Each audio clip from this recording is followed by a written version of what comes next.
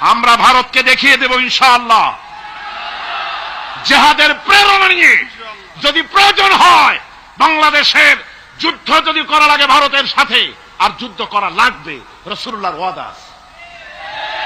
কার ওয়াদা? নাসাই শরীফ, ইবনে মাজাহ, এই সাহাসেত্তার দুটি হাদিসের মধ্যে হযরত আবী হুরায়রা রাদিয়াল্লাহু তাআলা আনহু বর্ণিত হাদিস রয়েছে। বলেছেন দুই শ্রেণীর লোক কিয়ামতের দিন জাহান্নাম থেকে মুক্ত হয়ে যাবে। এক শ্রেণী হচ্ছে যারা ঈসা আলাইহিস সালামের সাথে সাথী হয়ে যারা লড়বে আর শহীদ হবে, কিয়ামতে তারা জান্নাতে যাবে, জাহান্নাম থেকে মুক্ত। আর দ্বিতীয় শ্রেণী ভারতের সঙ্গে একটা যুদ্ধ হবে, রাসূল বলেছেন হিন্দুস্তানের সঙ্গে একটা লড়াই হবে। ওই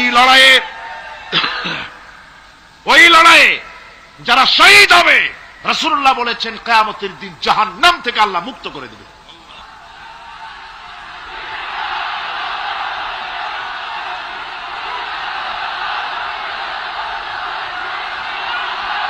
আমার মুসলমান ভাইয়েরা,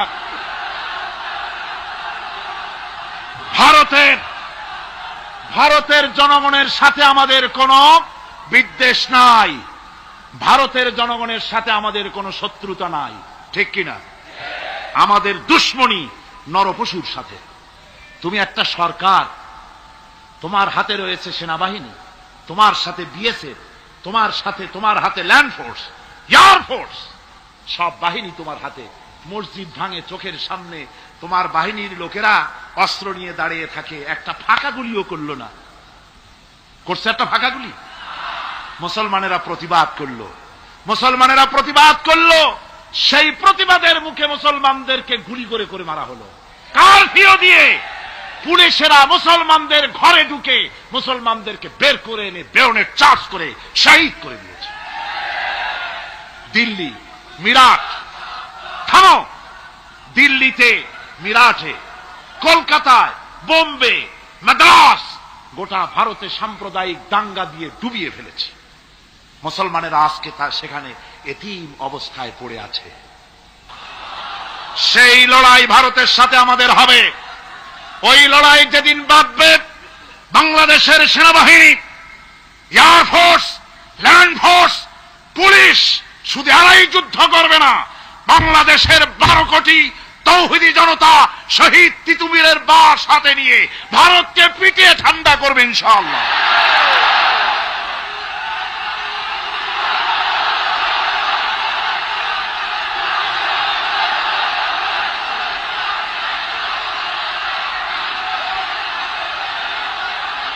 আমার দেশে ভারতের মসজিদ ভাঙার প্রতিবাদে আমাদের দেশে একটা হিন্দুও মরে নাই, কথা ঠিক কিনা কন?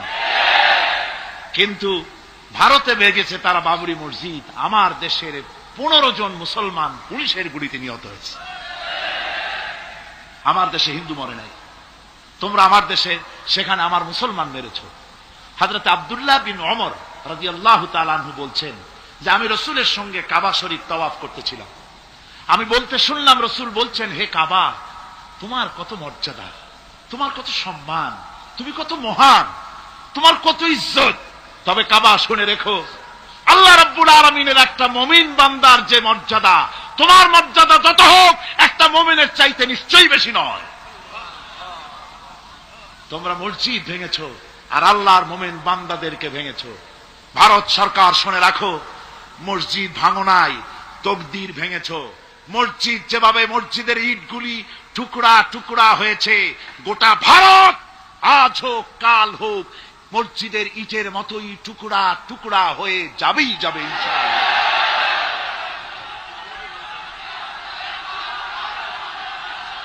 তবে আমার দেশের মুসলমানদেরকে মনে রাখতে হবে, আমরা প্রতিশোধের নীতিতে বিশ্বাস করি না। ভারতের বাবরি মসজিদ ভাঙার ব্যাপারে বাংলাদেশের কোনো হিন্দু দায়ী নয়, কথা বুঝতে পেরেছেন? আমরা একজনের অপরাধের শাস্তি আর একজনকে দেই না। বাংলাদেশের কোনো হিন্দু ওই ঘটনার জন্য দায়ী নয়। আমাদের দেশে মন্দির 2-4টা ভেঙেছে, আমরা খবর নিয়েছি। এই মন্দিরগুলি মুসলমানেরা ভাঙে না, এই মন্দিরগুলি ভারতের এজেন্টদের উস্কানিতে হিন্দুরা নিজেরা ভেঙেছে। মুসলমানেরা ভাঙে না। ভারতীয় দালালেরা বাংলাদেশের সারা পৃথিবীতে সাম্প্রদায়িক সম্প্রীতির ভাবমূর্তিকে ক্ষুণ্ণ করার জন্য এই কাজ তারা করেছে। নরসিংদীতে, আরে মিয়া থামো না, নরসিংদীতে সেখানে দেখা গেছে গভীর রাত্রে কাপড়ের দোকানদার হিন্দু ঘরের সমস্ত কাপড় চোপড় সরাইয়া নিজের দোকানে আগুন দিতে গিয়েছে, পুলিশ তখন তারে ধরেছে। ভারতের 5-8 গোলামেরা হিন্দুদের দিয়ে এই কাজগুলি করাইছে। কোন মুসলমান মন্দির ভাঙে নাই। বাংলাদেশ গোটা বিশ্বের বুকে সাম্প্রদায়িক সম্প্রীতির সহস্র বছরের উজ্জ্বল দৃষ্টান্ত। আলহামদুলিল্লাহ পড়ে। তার কারণ হচ্ছে আল্লাহর নবী বলেছেন সংখ্যালঘু মুসলিম এলাকায়, সংখ্যাগরিষ্ঠ মুসলিম এলাকায় সংখ্যালঘু অমুসলিম যারা, তারা হতেছে পবিত্র আমানত। ওই আমানতের কেউ যদি খেয়ানত করে, অর্থাৎ অমুসলিমদের উপরে যদি কেউ অত্যাচার করে, তাহলে আমি নবী মুহাম্মদুর রাসূলুল্লাহ সাল্লাল্লাহু আলাইহি ওয়াসাল্লাম কিয়ামতের দিন আল্লাহর দরবারে মুসলমানদের বিরুদ্ধে মামলা দায়ের করব। এই জন্য আমরা সবচাইতে পরধর্ম সহিষ্ণু জাত। আমার ভাইয়েরা ভালো করে মনে রাখুন, ভারতের বাবরি মসজিদ সহ এখন তারা আরো অন্যান্য মসজিদও ভাঙ্গা শুরু করবে, প্ল্যান নিয়েছে, ভাঙতেছে। তাজমহলকেও তারা ভাঙবে, অন্যান্য মসজিদও ভাঙবার পরিকল্পনা নিয়েছে। ওরা যদি মসজিদ একটা একটা ভাঙতে ভাঙতে, আল্লাহ না করুন, সবগুলিও যদি ভাঙে, বাংলাদেশের একটা মন্দিরকে আমরা ভাঙতে দেব না। এর নাম ইসলাম। এর নাম কি? ভারতের সাম্প্রদায়িক দাঙ্গা বাঁধিয়ে মুসলমান একটা একটা করে করে সব মুসলমানও যদি তারা মেরে ফেলে দেয়, আল্লাহর কসম, বাংলাদেশের একটা মুসলিমের গায়ে আমরা হাত দিতে দেব না। এর নাম ইসলাম। এর নাম কি? আপনারা যদি কখনো শোনেন যে কোন এলাকার কোন লোক মন্দির ভাঙতে যাচ্ছে অথবা হিন্দুর বাড়ি আক্রমণ করতে যাচ্ছে, সাথে সাথে তাকে ধরে থানায় সোপর্দ করবেন। রাজি আছেন? কারা রাজি? হাত উঁচু করে দেখান। আলহামদুলিল্লাহ, হাত নামা। এই সাম্প্রদায়িক সম্প্রীতি বাংলাদেশে অতীতে ছিল, এখনো থাকবে ইনশাআল্লাহ, ভবিষ্যতেও থাকবে ইনশাআল্লাহ। বলেন ইনশাআল্লাহ। আমাদের শত্রু, আমি বারবার বলছি, হিন্দুরা শত্রু নয়, শত্রু হচ্ছে ভারতীয় এজেন্ট যারা, ভারতের দালাল যারা, ওরা আমাদের দুশমন। ঠিক কিনা? তারা বাংলাদেশের স্বপ্ন এখানে বসে দেখে, পত্রপত্রিকার মাধ্যমে, টিভির মাধ্যমে হাজারো প্রচেষ্টা তারা চালিয়ে যাচ্ছে ইসলামের বিরুদ্ধে। সুতরাং ইসলামকে জমিনে টিকিয়ে রাখার জন্য চাই সংগ্রাম। তাই আল্লাহ রাব্বুল আলামিন বলেছেন, وَتُجَاهِدُونَ فِي سَبِيلِ اللَّهِ بِأَمْوَالِكُمْ وَأَنفُسِكُمْ ذَلِكُمْ خَيْرٌ لَكُمْ إِن كُنتُمْ تَعْلَمُونَ। আল্লাহ পাক বলেন, আমার রাস্তায় জিহাদ করো, জান দাও, মাল দাও, জান দাও, জিহাদ করো, এটাই হলো উত্তম কাজ। যদি তোমরা ইসলাম বুঝে থাকো, এটাই তোমাদের জন্য কল্যাণকর। আগে বলেছেন মালের কথা, পরে জানের কথা। আগে কোনটা? মাল, পরে জান। যেহেতু আমরা জানের চাইতে মালের মহব্বত করি বসি, ঠিক কিনা? তো মালের মহব্বত করি বেশি, আমরা কথায় কথায় বলি, আরে ভাই দরকার যদি হয় জানটা দিয়ে দিব, আর জান যদি দিয়েই দেন তো মালটা তো থাকেই গেল। এই জন্য আল্লাহ বলেছেন মাল আগে দাও, তারপরে জান দাও। আমরা খুব চালাক, আমরা জান দিতে প্রস্তুত, মাল দিতে প্রস্তুত নই। একবার একটা লোক যাচ্ছে রাস্তা দিয়ে, সাথে তার প্রিয় কুকুর। কুকুরটা জিহ্বা বেরিয়ে গেছে, মরে যাচ্ছে। কুত্তার মালিক কাঁদতেছে। একজন লোক এসে বলে, ভাই তুমি কাঁদো কেন? কয় যে আমার এই কুত্তাটা খুব প্রিয় কুকুর, কুকুরটা মরে যাচ্ছে তাই কাঁদছে। কুকুর মরে কেন? কয় কুকুরটা মরতেছে 3 দিন ধরে আমি কোনো খাবার তাকে দিতে পারিনি, সেই জন্য কুকুরটা মরছে। আচ্ছা হোক কুকুর, তবু তো আল্লাহর সৃষ্ট এক প্রাণী, কি খেতে দেওয়া যায়? এদিক ওদিক তাকায় দেখে কুকুরের মালিকের কাছেই রয়েছে একটা পোটলা। কয় মিয়া তোমার এই পোটলার মধ্যে কি?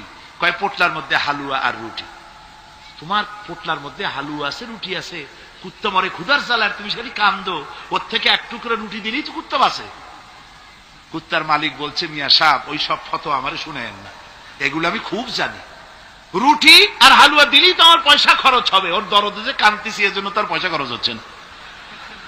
আমাদের অবস্থা কিন্তু তাই হয়েছে। ইসলাম বিদায় হয়ে যায়, যাক না, কিন্তু আমি কাঁদবো, পয়সা দিব না। রাসূলের করুণ ঘটনাগুলি শুনে চোখের পানি ফেলবো, কিন্তু এই করুণ ঘটনা কেন ঘটলো সেই ময়দানে আমরা পা ফেলবো না। এরকম একটা অ্যাটিটিউড, এ ধরনের একটা মেন্টালিটি আমাদের মধ্যে গ্রো করেছে, ঠিক কিনা কর? আমার ভাইয়েরা, মাল দিতে হবে, জান দিতে হবে, সবকিছুকে উৎসর্গ করে দিতে হবে আল্লাহর দ্বীন প্রতিষ্ঠার জন্য। যার পয়সা আছে, পয়সা দিয়ে কি করবেন যদি আল্লাহর দ্বীন এ জমিনে কায়েম না হয়? আল্লাহর দ্বীন কায়েম না হলে অসত্য, বদমাশি, শয়তানি, সব রকমের অন্যায় কাজ দিয়ে ভরে যাবে দেশ, ক্রমান্বয়ে অশান্তির দিকে যাবে। শান্তি আসবে কেবলমাত্র ইসলাম প্রতিষ্ঠা হলে পরে। আমাদের অবস্থা হলো যে আমরা ওই কুফাবাসীদের মতো। কাদের মতো? কুফাবাসীদের মতো। কুফাবাসীরা হযরত ইমাম হোসেনের জন্য দারুণ ভাবে কেঁদেছে, ঠিক কিনা? কুফাবাসীরা ইমাম হোসেনকে দাওয়াত দিছিল কারা? কুফাবাসীরা। অনেকগুলি চিঠি তারা লিখছে। কুফাবাসীরা ইমাম হোসেনকে ভালোবাসতো, দাওয়াত দিয়েছে, তার জন্য কেঁদেছে। কিন্তু কুফাবাসীদের চোখের পানিটা ছিল ইমাম হোসেনের জন্য, আর অস্ত্র, টাকা পয়সা, শক্তি সবটা ছিল এজিদের জন্য। কথা বুঝতে পেরেছ? কুফাবাসীদের মতো অবস্থায় আমাদের হয়েছে।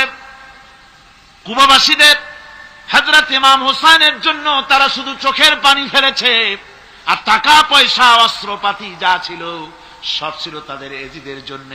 আমাদের অবস্থাও তাই। আমরা ইসলামের জন্য শুধু চোখের পানি ফেলি, আর যখন ভোট দেই তখন ইসলাম যারা চায় না তাদেরকেই ভোট দেই, ঠিক কিনা? আমাদের টাকা, আমাদের পয়সা, আমাদের ইলেকশন, আমাদের হরতাল, আমাদের ধর্মঘট সবকিছু হচ্ছে ইসলাম যায় না, যারা চায় না তাদের জন্য। আর ইসলামের যখন কথা বলি, ইসলামের কথা শুনলে শুধু চোখের পানিটাই ছাড়ি, মহব্বত চোখের পানি দিয়া শেষ করে দিই, আর কিছুই করি না।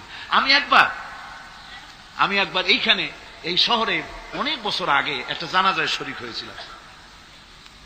কোন মাঠে আমার এখন তার মনে নেই। জানাজার পরে যিনি জানাজা পড়ালেন তিনি বললেন, ওই লাশকে সামনে রেখে বললেন, কেন আসিল? তখন আমি নতুন নতুন চিটাগাং আসছি, আমি ভাষা ভালো করে বুঝিও না। একজন বললো কেন আসিল, সবাই কইলো গম আসিল।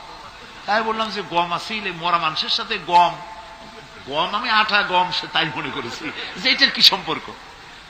আমি ইমাম সাহেবকে জিজ্ঞেস করলাম যে আপনি বললেন কি, আর জনগণই বা বললো কি? কয় যে আমি জিজ্ঞেস করলাম যে লোকটা কেমন ছিল, তো সবাই বললো ভালো ছিল। তাই বললাম তো ফায়দা কি? ফায়দাই যে সবাই বললো ভালো, আল্লাহ তারে মাফ করে দিয়া ভালো বলে বেহেশতে পাঠায় দিল। বলে আশ্চর্য কথা, আল্লাহ কি এইরকম নাকি যে একটা সুদখোর, ঘুষখোর, জেনাকার, এ লোক ভালো না খারাপ আমি তা বলতে চাই না, কিন্তু একটা লোক সে কন্ট্রাক্টর ছিল, কন্ট্রাক্টারি করতে গিয়ে রাস্তাঘাট, স্কুল কলেজের রড সিমেন্ট জনমের মতো খাইছে। কথা বুঝতে পেরেছেন? সরকারি গিয়ে, ক্ষমতায় গিয়ে গভর্নমেন্টের টাকা পয়সা জনমের মতো শেষ করে ফেলেছে। এই লোকটি সুদখোর, ঘুষখোর, জেনাকার মরে গেছে, আর আসে আপনি কইলেন যে কেন আসিল, সকল লোক হইল গম আসিল, আর আল্লাহ বেহেশত দিয়ে দেবে। তাহলে আল্লাহ হাকামুল হাকিমিন হইলেন কি করে? এরটা কি বিচার হইল নাকি? কি করে সম্ভব? আমার বন্ধুগণ, আমরা যখন মরে যাই, মরার পরে আমাদেরকে কবরের মধ্যে রাখা হয়। কবরের ভিতরে রেখে আমাদেরকে বলা হয়, যারা কবরে রাখে তারা বলে, মৃত্যু ব্যক্তিকে কবরে রাখার সময় বলে, বিসমিল্লাহি আলা মিল্লাতি রাসূলিল্লাহ, আল্লাহর নামে রসুলের দলে উঠাই দিয়ে গেলাম। আল্লাহর নামে কার দলে উঠাইলো? রসুলের দলে। চিন্তা করেন ভাইরা, আল্লাহর নামে রসুলের দলে উঠাইলেন কারে? তার যৌবনকালে যত মিছিল করেছে, ধর্ম নিরপেক্ষতাবাদের পক্ষে মিছিল করেছে, পুঁজিবাদের পক্ষে মিছিল করেছে, সমাজতন্ত্রের পক্ষে মিছিল করেছে, স্লোগান দিয়েছে, দেওয়ালে লিখেছে, বক্তৃতা করেছে, ভোট দিয়েছে, বই লিখেছে, জীবনে যা কিছু করেছে সব করেছে মানুষের তৈরি করা মতবাদের জন্য। তার ভোট ইসলামের কাজে লাগে নাই, তার ইলেকশন ইসলামের কাজে লাগে নাই, তার দেওয়ালের লেখা ইসলামের কাজে লাগে নাই, তার বক্তৃতা, তার টাকা পয়সা ইসলামের কাজে লাগলো না। মরে গেছে, পরে মরা মানুষটারে উঠাইয়া বললা রাসূলুল্লাহর দলে উঠাইয়া দিলাম। এখন বলো রাসূলুল্লাহ কেন তোমার মতো মরা লাশটাকে তিনি গ্রহণ করতে যাবে? তোমার জীবনের কোন কাজই তো ইসলামের জন্য কাজে লাগলো না। তোমার জীবনের একটা দিনও তো ইসলামের কাজে লাগে নাই। মরছো, তারপরে তোমার মরা লাশ রাসূলুল্লাহ বহন করতে যাবেন কেন? কি দায় ঢাকা পড়েছে তা? সুতরাং আমি বলতে চাই, আজকের মাহফিলে যত জনতা উপস্থিত হয়েছেন, জান এবং মাল সবকিছু দিয়ে লড়াই করতে হবে আল্লাহর রাস্তায়। আমার ভোট, আমার ইলেকশন, আমার স্লোগান, আমার বক্তৃতা, আমার টাকা করি খরচ সবকিছু হবে আল্লাহর জন্য। কুল ইন্না সালাতি ওয়া নুসুকি ওয়া মাহইয়ায়া ওয়া মামাতি লিল্লাহি রাব্বিল আলামিন। সবাই পড়েন, ইন্না সালাতি ওয়া নুসুকি ওয়া মাহইয়ায়া ওয়া মামাতি লিল্লাহি রাব্বিল আলামিন। আল্লাহ পাক বলেছেন, বলো আমার নামাজ, আমার হায়াত, আমার কোরবানি, আমার মত সব আল্লাহর জন্য। কার জন্যে? আল্লাহর জন্য। সুতরাং জিহাদ হলো আমাদের জন্য অপরিহার্য। সেই কথাটি এতক্ষণ ধরে বুঝালাম। বিশ্ব মানবতার মুক্তি, নারীর মুক্তি, শ্রমিকদের মুক্তি, মানুষের মুক্তি, গরিবের মুক্তি, শ্রমিকের মুক্তি, বিশ্ব মানবতা, নির্যাতিত মানবতার মুক্তি আসতে পারে কেবলমাত্র জিহাদের মাধ্যমে। আল্লাহর দ্বীন প্রতিষ্ঠা করে মানুষের মুখে হাসি ফুটানো যেতে পারে। আর কোন পথ আছে? আর কোন পথ আছে? আর কোন পথ নাই। আল্লাহ যেন এই রাস্তায়, এই জিহাদের রাস্তায়, দ্বীন প্রতিষ্ঠার রাস্তায় আমাদেরকে সক্রিয়ভাবে অংশগ্রহণের তৌফিক দেন। সবাই বলুন আমিন। সবাই বলুন আমিন। এমনি বেশি চলে যাবা, অথচ আল্লাহ রাব্বুল আলামিন এখনো দেখেন নিননি যে তোমাদের মধ্যে কারা জিহাদ করতে প্রস্তুত, কারা তোমাদের মধ্যে জিহাদ করে জান দেওয়ার জন্য প্রস্তুত, আর কারা ধৈর্যধারী, এটা তো আল্লাহ এখনো দেখে নেন নাই। সুতরাং হক এবং বাতিলের সংগ্রামে লিপ্ত হতে হবে। আল্লাহ দেখতে চান কারা জীবন দিতে চায়। সুতরাং ইসলামী আন্দোলনে যারা শরীক হবে তাদের বিপদ এবং মুসিবত দিয়ে আল্লাহ রাব্বুল আলামিন তাদের সাহসিকতা এবং ধৈর্যের পরীক্ষা নিবেন। কোরআনে কারীম বলছেন, وَلَنَبْلُوَنَّكُمْ حَتَّى نَعْلَمَ الْمُجَاهِدِينَ مِنكُمْ وَالصَّابِرِينَ وَنَبْلُوَ أَخْبَارَكُمْ। অবশ্যই আমি তোমাদেরকে পরীক্ষার সম্মুখীন করব, আর তোমাদের মধ্যে সত্যিকার মুজাহিদ, দৃঢ়তা অবলম্বনকারী কারা আমি তা দেখব। এটা যেন আমি দেখে নিতে পারি, সেই জন্য আমি বিপদ এবং মুসিবতের মধ্যে তোমাদের ফেলবো। ধৈর্যধারীদের উপরে আমার রহমত অবশ্যই থাকবে। আল্লাহ রাব্বুল আলামিন কোরআন শরীফের ভিতরে বলেছেন, লাশ-শামসু ইয়ামবাগি লাহা আন তুদরিকাল কামারা ওয়ালাল লাইলু সাবিকুন নাহার ওয়া কুল্লুন ফি ফালাকি ইয়াসবাহুন। প্রবল জ্ঞানী হইবে যাহারা, আপন মনেতে বুঝিবে তাহারা, রাত্রি পারে না আগে যাইবার, দিনের স্থান করি অধিকার।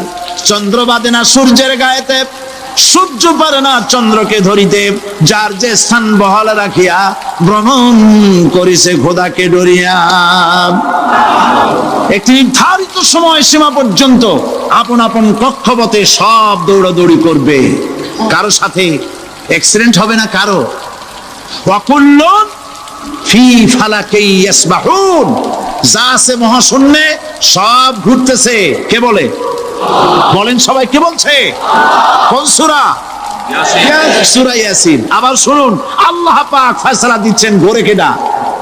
শুধু সূর্য ঘোরে না, শুধু চন্দ্র ঘোরে না, আল্লাহ মহাশূন্যে যা রেখেছেন সব ঘুরতেছে, সবই সন্তরণশীল, সব গতিশীল। সুতরাং ফয়সালা তো আল্লাহর কাছ থেকেই নিতে হবে। পৃথিবী সৃষ্টি করেছেন, মানব গোষ্ঠী সৃষ্টি করেছেন এবং মানুষের প্রয়োজন মিটিয়েছেন। এই মানুষগুলিকে কে সৃষ্টি করেছে? মানুষ সৃষ্টির ব্যাপারেও দার্শনিকরা মানুষদেরকে বিভ্রান্ত করে। যা কলেজে বিশ্ববিদ্যালয়ে পড়ানো হয়, এই কোরআন শরীফ বিশ্ববিদ্যালয়ে পড়ানো হয়? হ্যাঁ হয়। কয়েকটা আয়াত, কয়েকটা সূরা পরীক্ষায় পাস করার জন্য একটু একটু অপশনাল রেখে দেওয়া হয়েছে। বর্তমান যে শিক্ষা কমিশন, শামসুল হক শিক্ষা কমিশন রিপোর্ট মন্ত্রী পরিষদে অনুমোদন করেছে বর্তমান সরকার। এই শিক্ষানীতিতে বলা হয়েছে ক্লাস 1 থেকে নিয়ে ক্লাস 5 পর্যন্ত ধর্মীয় শিক্ষা দিতে দেওয়া হবে না। তাহলে ক্লাস 5 পর্যন্ত যদি ধর্মীয় শিক্ষা না থাকে, তাহলে ক্লাস 6-7-এ ওঠার পর আলিফ জাওরা বাজাবর বা আনাকুম জানাকুম ছেলেরা পড়বে, মেয়েরা পড়বে? আসল উদ্দেশ্য হলো ইসলাম থেকে জাতিকে দূরে সরাবার জন্য ষড়যন্ত্র। এই সরকারের প্রণীত শিক্ষানীতি আমরা মানি না। আপনারা মানেন? যেই মাদ্রাসা মানুষের চরিত্র সৃষ্টি করে, বর্তমান সরকার সেই মাদ্রাসাগুলি একটা একটা করে ধ্বংস করার পরিকল্পনা গ্রহণ করেছে। সুতরাং আসল শিক্ষা হলো কোরআনের কাছে। আসল শিক্ষা কোথায়? কোরআনের কাছে। কোরআন যদি শিখানো হতো, কোরআন যদি শিখানো হতো কলেজে, বিশ্ববিদ্যালয়, তাহলে গতকাল চট্টগ্রাম বিশ্ববিদ্যালয় থেকে যেসব ছেলেরা বিশ্ববিদ্যালয় কর্তৃপক্ষ কর্তৃক বরাদ্দকৃত, হাইজ্যাক করা নয়, বরাদ্দকৃত 4খানা বাস দিয়ে কোরআন শুনতে আসতে চেয়েছিল, বর্তমান সরকারের তথাকথিত সোনার ছেলেরা আসতে দিল না। কোরআন যদি তারা পড়তো, তাহলে কোরআন শরীফ শুনতে তারাও আসতো। কপাল পড়া। জোরে বলেন কি? আরো জোরে বলেন কি? কপাল পড়া। সব ভালো লাগে, কোরআন ভালো লাগে না। এদেরকে শিখানো হয়েছে, আরে তোমরা তো মানুষ না। বলে আমরা কি? তো তোমাদের ডারউইন বাবাজি বলে নাই, শোনো নাই? কি পড়ো টড়ো তোমরা, বুদ্ধি শুদ্ধি রাখো না। ডারউইন বলেছে, থিওরি অফ ইভলিউশনের মধ্যে বলেছেন মানুষ মানুষ না। বলে কি? মানুষ হলো বান্দর। কপাল পোড়া। কি কপালে লেখা থাকে? কাজে কামে প্রকাশ হয়ে যায়। ডারউইন বলল মানুষ মানুষ না। আল ফ্রয়েড বললেন মানুষ হলো মানুষ মানুষই ঠিক, তবে মানুষ হলো সেক্স সর্বস্ব জীব। সেক্স সমস্যার সমাধান করলে মানুষের সব সমস্যার সমাধান হয়ে যাবে। কার্ল মার্কস বললেন মানুষ হলো পেট সর্বস্ব জীব, পেট সমস্যার সমাধান করে দিলে সব সমস্যা শেষ। আর ডারউইন বললেন মানুষ মানুষই না, মানুষ কি? বলে বান্দর। ওরাং ওটাং শিম্পাজি আর ব্যাং থেকে মানুষের উৎপত্তি হয়েছে। আমি যখন জীবনের প্রথম শিম্পাজি দেখলাম, ওরাং ওটাং দেখলাম, তখন আমি মনে করেছি যে ডারউইন খামোখা ভুল করে নাই। এইটা দেখেই ও মনে করেছে যে এই হচ্ছে আমার মাতামহের গোষ্ঠী, এ হলো পিতামহের গোষ্ঠী। আপনারা একটু মাথা কাটায় চিন্তা করেন, মানুষ যদি বান্দর থেকে হবে, আজও বানর ফরেস্ট এরিয়া আছে কিনা বাংলাদেশে? চিল্লায় বলেন আছে কিনা? তো মানুষ যদি বান্দর থেকেই হবে, আপনারা কি কোনোদিন দেখেছেন যে একটা বান্দরের কোমর পর্যন্ত মানুষের মতো হয়ে সারছে? আর কিছুদিন গেলেই পুরো মানুষ হয়ে যাবে। গলা পর্যন্ত মানুষের মতো হয়ে গেছে, আর কদিন গেলেই মানুষ হয়ে যাবে। দেখছেন কখনো? আচ্ছা আপনারা বলেন, পাবদা মাছ আপনারা চট্টগ্রামে কি বলেন? পাবদাই বলেন। পাবদা মাছ দেখতে কি মাছের মতো লাগে? বোয়াল মাছের মতো। কোন পাগলে কি বলছে কথা যে বোয়ালের পূর্বপুরুষ পাবদা? পাবদাগুলি পুটি টুটি খাইয়া খাইয়া আস্তে আস্তে বোয়াল হয়ে গেছে, এ কথা কেউ বলে? আচ্ছা শোলের যে ছোট সাইজ, শোল মাছ, গজাল মাছ, এর যে ছোট্ট সাইজ ভর্তা করে খায়, শুটকি বানায় খায়, ওগুলোর কি বলে? টাকি মাছ। এই টাকি মাছ দেখতে শোল মাছের মতো। কেউ পাগলকে আজ পর্যন্ত বলেছে যে শোল মাছের পূর্বপুরুষ টাকি, টাকিগুলা সার মার খাইয়া আস্তে আস্তে শৌলে পরিণত হয়ে গেছে? কেউ বলেছে? ডারউইন কয় বোতল খাইয়েছে এই মতবাদ লিখছে আল্লাহই ভালো জানে। যে বান্দরের থেকে মানুষ আবিষ্কার হয়েছে, নাউজুবিল্লাহ। এগুলি পড়ানো হয় কলেজে, বিশ্ববিদ্যালয়, তাই আমাদের সোনার ছেলেরা বান্দরামি করে। ওদের যদি পড়ানো হইতো তোমরা বান্দরের গোষ্ঠী নও, তোমরা মানুষ। মর্যাদা কার বেশি, বান্দরের না মানুষের? এ পৃথিবীর প্রথম মানুষকে আদম আলাইহিস সালাম। আদম হইছেন কি দিয়ে? মাটি দিয়ে। আল্লাহ রাব্বুল আলামিন যিনি মানুষ সৃষ্টি করেছেন, তিনি কোরআন শরীফের ভিতরে বলে দিয়েছেন, আমি প্রথমেই বলেছি আপনারা লক্ষ্য করুন, এই কোরআন তাবিজের কিতাব নয়, এই কোরআন তদবিরের কিতাব নয়, ঝাড়ফুঁকের কিতাব নয়। কোরআন হলো পৃথিবীর মানুষের জন্য কোড অফ লাইফ, পূর্ণাঙ্গ জীবন বিধান। সবকিছু আল্লাহ পাক কোরআনের ভিতরে বলে দিয়েছেন, কোন জিনিস বাদ দেন নাই।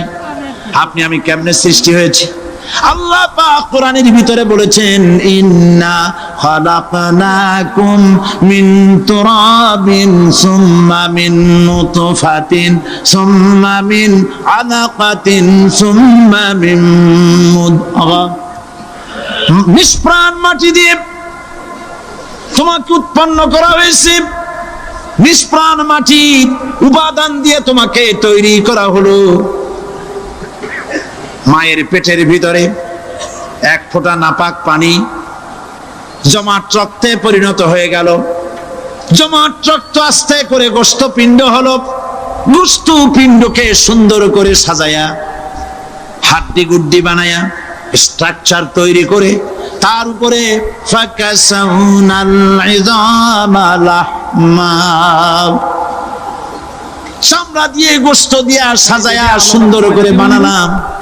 আল্লাহর পরিচয় শুনুন, আল্লাহ আমার কেমন আল্লাহ। মায়ের পেটের ভিতরে সন্তান বানায়া এরপরে যখন রূহ দেওয়া হয়েছে, ক্ষুধা লেগেছে, খাবারের প্রয়োজন হয়েছে, আল্লাহ রাব্বুল আলামিন ওই কচি বান্দা মায়ের পেটে বসে কি খাবে সেজন্য তার মা চিন্তা করে নাই, বাবা চিন্তা করে নাই, সরকার চিন্তা করে নাই। আল্লাহ রাব্বুল আলামিন মায়ের মাসিক অসুখকে বন্ধ করে দিয়ে সন্তানের নাভির সাথে আর মায়ের নাভির সাথে তার লাগায়া, পাইপ লাগায়া মায়ের মাসিক অসুখের রক্তগুলি দিয়ে সন্তানকে বড় বানালেন। মুখ দিয়া এই রক্ত পান করালেন না, মুখটাকে পবিত্র রেখে দিলেন যাতে করে পৃথিবীতে আসার পর ওই মুখ দিয়া আল্লাহ রাব্বুল আলামিনের জিকির করতে পারো। সন্তান মায়ের ভিতরে পেটের ভিতরে বড় হলো, আল্লাহ রাব্বুল আলামিন বলেন মাস দিন যখন পুরা হয়ে গেল, সুম্মা নুখরিজুকুম তিফলা, বাচ্চার আকারে পৃথিবীতে নিয়ে আসলাম। এখন খাবা কি? পৃথিবীতে যখন বাচ্চা এলো তখন তার পেটের সাথে যে সংযোগ ছিল মায়ের নাভির সাথে আর সন্তানের নাভির সাথে, সেই সংযোগ তার আর কি থাকলো? কি করা হলো? কেটে দেওয়া হলো। লক্ষ্য করুন, খাবারের জন্য একটি মাত্র পাইপ আল্লাহ লাগাইছিলেন, পৃথিবীতে সন্তান আসার সঙ্গে সঙ্গে পাইপটা কেটে দেওয়া হলো। এবার কি খাবে? আল্লাহ রাব্বুল আলামিন মায়ের বুক থেকে সন্তানের জন্য এবার সিঙ্গেল সিগন্যাল, তার জন্য সিঙ্গেল কোন লাইন যেটা ছিল কেটে দিয়া মায়ের বুক থেকে সন্তানের জন্য ডাবল লাইন আল্লাহ চালু করে দিলেন। এমন দুধ বানায় দিলেন যা শুধু খাবার নয়, শুধু ফুড ভ্যালু নয়, এই দুধের ভিতরে ক্যালসিয়াম, এর মধ্যে ভিটামিন, এর মধ্যে আয়রন, এর মধ্যে মেডিসিন। দুনিয়ার এই সন্তান ছিল ফি কারারিন মাকিন, সুরক্ষিত জায়গার ভিতরে ছিল, কোনো পলিউশন সেখানে যেতে পারতো না, রোগের জার্ম সেখানে যেতে পারতো না। দুনিয়ায় এলো দূষিত আবহাওয়ার ভিতরে, এই সন্তানকে এখনই অ্যান্টিবায়োটিক খাওয়ালে পরে অসুবিধা হবে। আল্লাহ রাব্বুল আলামিন মায়ের দুধের ভিতরে ঔষধ দিয়া রোগের প্রতিষেধক বানায়া দিলেন। এ হলো আমার আল্লাহ। এ আমার কে? আল্লাহ। জোরে বলেন আল্লাহ। আল্লাহ আল্লাহ রাব্বুল আলামিন মায়ের দুধ দিয়ে সন্তানকে বড় করলেন আর শোনায় দিলেন, খবরদার এই মায়ের সাথে, এই বাপের সাথে নাফরমানি করবি না। মা বাপের জন্য আমার কাছে দোয়া করবে, রব্বির হামহুমা কামা রব্বায়ানি সগীরা। সবাই পড়েন আমার সাথে, রব্বির হামহুমা কামা রব্বায়ানি সগীরা। আল্লাহ পাক শিখাই দিলেন বান্দারে আমার কাছে দোয়া করায়, আল্লাহ আমার মা বাপ আমাকে ছোটবেলায় যেভাবে স্নেহের কোলে লালন পালন করেছে, এইভাবে আমার মা বাপকে তোমার রহমতের কোলে লালন পালন করো। মনে থাকবে ভাইরা? বলেন মনে থাকবে? প্রত্যেক নামাজের পরে মা বাবার জন্য দোয়া করবেন, বেঁচে থাকুক আর মরে যাক, দোয়া করবেনই, মনে থাকবে? রব্বির হামহুমা কামা রব্বায়ানি সগীরা। আবার পড়েন রব্বির হামহুমা কামা রব্বায়ানি সগীরা। আল্লাহ পাক মায়ের মর্যাদা এত বাড়াইছেন, সাহাবী প্রশ্ন করেছে ইয়া রাসূলুল্লাহ খেদমত করব কার? হুজুর বলেন তোমার মায়ের, তারপরে কার? তোমার মায়ের, তারপরে কার? তোমার মায়ের, তারপরে কার? তোমার পিতার। বাপের চাইতে মায়ের মর্যাদা আল্লাহ 3 গুণ বাড়াইয়া দিলেন, 3 গুণ বৃদ্ধি করে দিলেন। হাদিস শরীফে এসেছে হযরত আবী হুরায়রা রাদিয়াল্লাহু তাআলা আনহু রাসূলের কাছে এসে রাতের বেলায় কাঁদতেছিলেন। হুজুর প্রশ্ন করলেন আবু হুরায়রা কাঁদো কেন? হযরত আবু হুরায়রা বলছেন হুজুর মা আমাকে মেরেছে। তিনি প্রশ্ন করলেন আচ্ছা মা তোমার মারলো কেন? তুমি কি কোনো বেয়াদবি করছো? তিনি বললেন না। তবে মারলো কেন? হযরত আবু হুরায়রা বলেন ইয়া রাসূলুল্লাহ আপনার খেদমত থেকে বাড়ি ফিরতে আমার দেরি হয়ে গিয়েছিল। গভীর রাত্রে যখন বাড়ি গেছি মা আমাকে প্রশ্ন করলেন বাবা দেরি হলো কেন, কোথায় ছিলি? তাম পৃথিবীর মানুষ যেই কদম মোবারক চুমু দিতে পারলে ধন্য হয়ে যায়, সেই আখিরি জামানার পয়গম্বর নবী মুহাম্মদ রাসূলুল্লাহ সাল্লাল্লাহু আলাইহি সাল্লামের দরবার থেকে আসতে আমার দেরি হয়ে গেছে। ইয়া রাসূলুল্লাহ আমার মা আপনার নাম শুনে তার গা জ্বলে উঠল, তিনি কাফের মুশরিকা। আপনার নাম শুনে অগ্নি শর্মা হয়ে আমাকে ধরে পিটানো আরম্ভ করলেন আর বললেন আবু হুরায়রা হয় মুহাম্মদ সাল্লাল্লাহু আলাইহি সাল্লামের বাড়ি ছাড়বি নইলে আমার বাড়ি ছাড়বি, কি করবি বল? মার খেতে খেতে আমি বললাম মা তোমার গায়ে যত শক্তি আছে আমারে মারো, তোমার বাড়ি শুদ্ধ তাম দুনিয়াটা ছেড়ে দিতে পারি, মুহাম্মদ রাসূলুল্লাহর কদম মোবারক ছেড়ে দিতে পারি না। আল্লাহ হুজুর আমার মা গলা ধাক্কা মেরে আমাকে বের করে দিয়েছেন। হুজুর বলছেন আবু হুরায়রা মা তোমাকে মেরেছে আর আমার কাছে নালিশ করছো, আমি তোমার মায়ের কোনো বিচার করতে পারবো না। সুবহানাল্লাহ, এত বড় পাওয়ারফুল নবী, শানওয়ালা, ইজ্জতওয়ালি, বরকতওয়ালি, এত বড় নবী বলছেন মা মেরেছে আমার করার কিচ্ছু নাই। সুবহানাল্লাহ, তোমার মা মুশরিকা হোক আর যাই হোক তোমার মা। সুবহানাল্লাহ বলেন। আমার বন্ধুগণ হযরত আবু হুরায়রা বলেন ইয়া রাসূলুল্লাহ মায়ের বিরুদ্ধে কোনো অভিযোগ নিয়ে আমি আপনার কাছে আসি নাই। হুজুর বললেন কেন আসছো বলো খুলে। আবু হুরায়রা বলেন হুজুর আমি জানি আপনি আল্লাহর দরবারে যদি কোনো ব্যাপারে হাত তোলেন আল্লাহ মঞ্জুর করে ফেলেন, আপনি দয়া করে আমার মার জন্য দোয়া করেন আল্লাহ যেন হেদায়েত দিয়ে দেন। আমার নবীজি দুখানে হাত উত্তোলন করলেন, বললেন আল্লাহুম্মা ইহদিহুমা আবি হুরায়রা, আয় আল্লাহ আমি দোয়া করতেছি আবু হুরায়রার মাকে হেদায়েত নসিব করো। হুজুর হাত তুলে মোনাজাত করছেন, আবু হুরায়রা দৌড় দিলেন বাড়ির দিকে। কয়েকজন সাহাবী হযরত আবু হুরায়রার জামা টেনে ধরেছে, এই ভদ্রলোক দৌড়ায় কেন? এত শান্ত মানুষ, কখনো গরম হয়ে কারোর সঙ্গে কথা বলে না, এই মানুষটা দৌড়ায় কেন? কোনো বিপদ হইল নাকি? জামা টেনে ধরে বলে আবু হুরায়রা দৌড়াও কেন? হযরত আবু হুরায়রা বলেন জামা ছেড়ে দাও, কোনো বিপদ আমার হয় নাই, আমি দৌড়াইয়া বাড়ি যাই দেখতে চাই। আমি দৌড়াইয়া আগে বাড়ি যেতে পারলাম না, আমার নবীর দোয়া আগে আমার বাড়ি চলে গেছে, আমি এটা দেখতে চাই। হযরত আবু হুরায়রা দৌড়াতে দৌড়াতে বাড়ি চলে গেছেন। দরজায় নক করলেন, ভেতর থেকে আওয়াজ এলো কে? তিনি বললেন আমি আবু হুরায়রা, মা দরজা খুলে দাও, আমি তোমার সন্তান। মা বললেন বাবা অপেক্ষা করো, দরজা খুলতেছি। হযরত আবু হুরায়রা বলেন মায়ের গলার আওয়াজের ভেতরে কুফরি কর্কশতা পেলাম না, মায়ের গলার আওয়াজের ভেতরে তাওহীদের নরমিয়াত পেলাম। আমার কাছে মনে হলো আমি আবু হুরায়রা বাড়ি আসার আগে নবীজির দোয়া আল্লাহর আরশে পৌঁছে গেছে। আবু হুরায়রা বলছেন মা আমার কিছুক্ষণ পরে ঘরের থেকে বেরিয়ে এসেছেন, আমি দেখলাম মায়ের শরীর ভিজা, মাথার চুল দিয়া পানি টপকাচ্ছে। মা আমার বললেন, বাবারে তোমাকে মারার পর আমি নিদারুণ অনুশোচনায় পড়েছিলাম। মনে মনে ভাবলাম, আহারে আমার সন্তানরা আমি কেন মারলাম? সে তো কোনো খারাপ কাজ করে নাই, কোনো খারাপ জায়গায় যায় নাই। এত ভালো মানুষ, যার সম্পর্কে লোকেরা খামোখাই মিথ্যা কথা বলে, এই ভালো মানুষটার কাছে গেছে, সেজন্য আমি মারলাম কেন? বাবা গো, আমি আমার ভুল বুঝতে পেরেছি, জীবনের ভুলও ধরা পড়েছে, আমাকে জলদি করে নিয়ে চলো বিশ্ব নবীর দরবারে।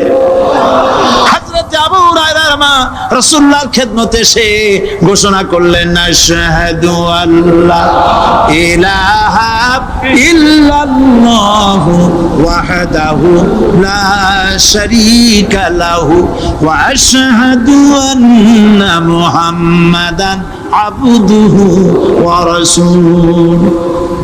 আমার ভাইয়েরা, আল্লাহ রাব্বুল আলামিন মানুষ সৃষ্টি করে পৃথিবীতে পাঠায় দিলেন, খাবারের ইন্তজাম করলেন। এগুলি সব আল্লাহর পরিচয়।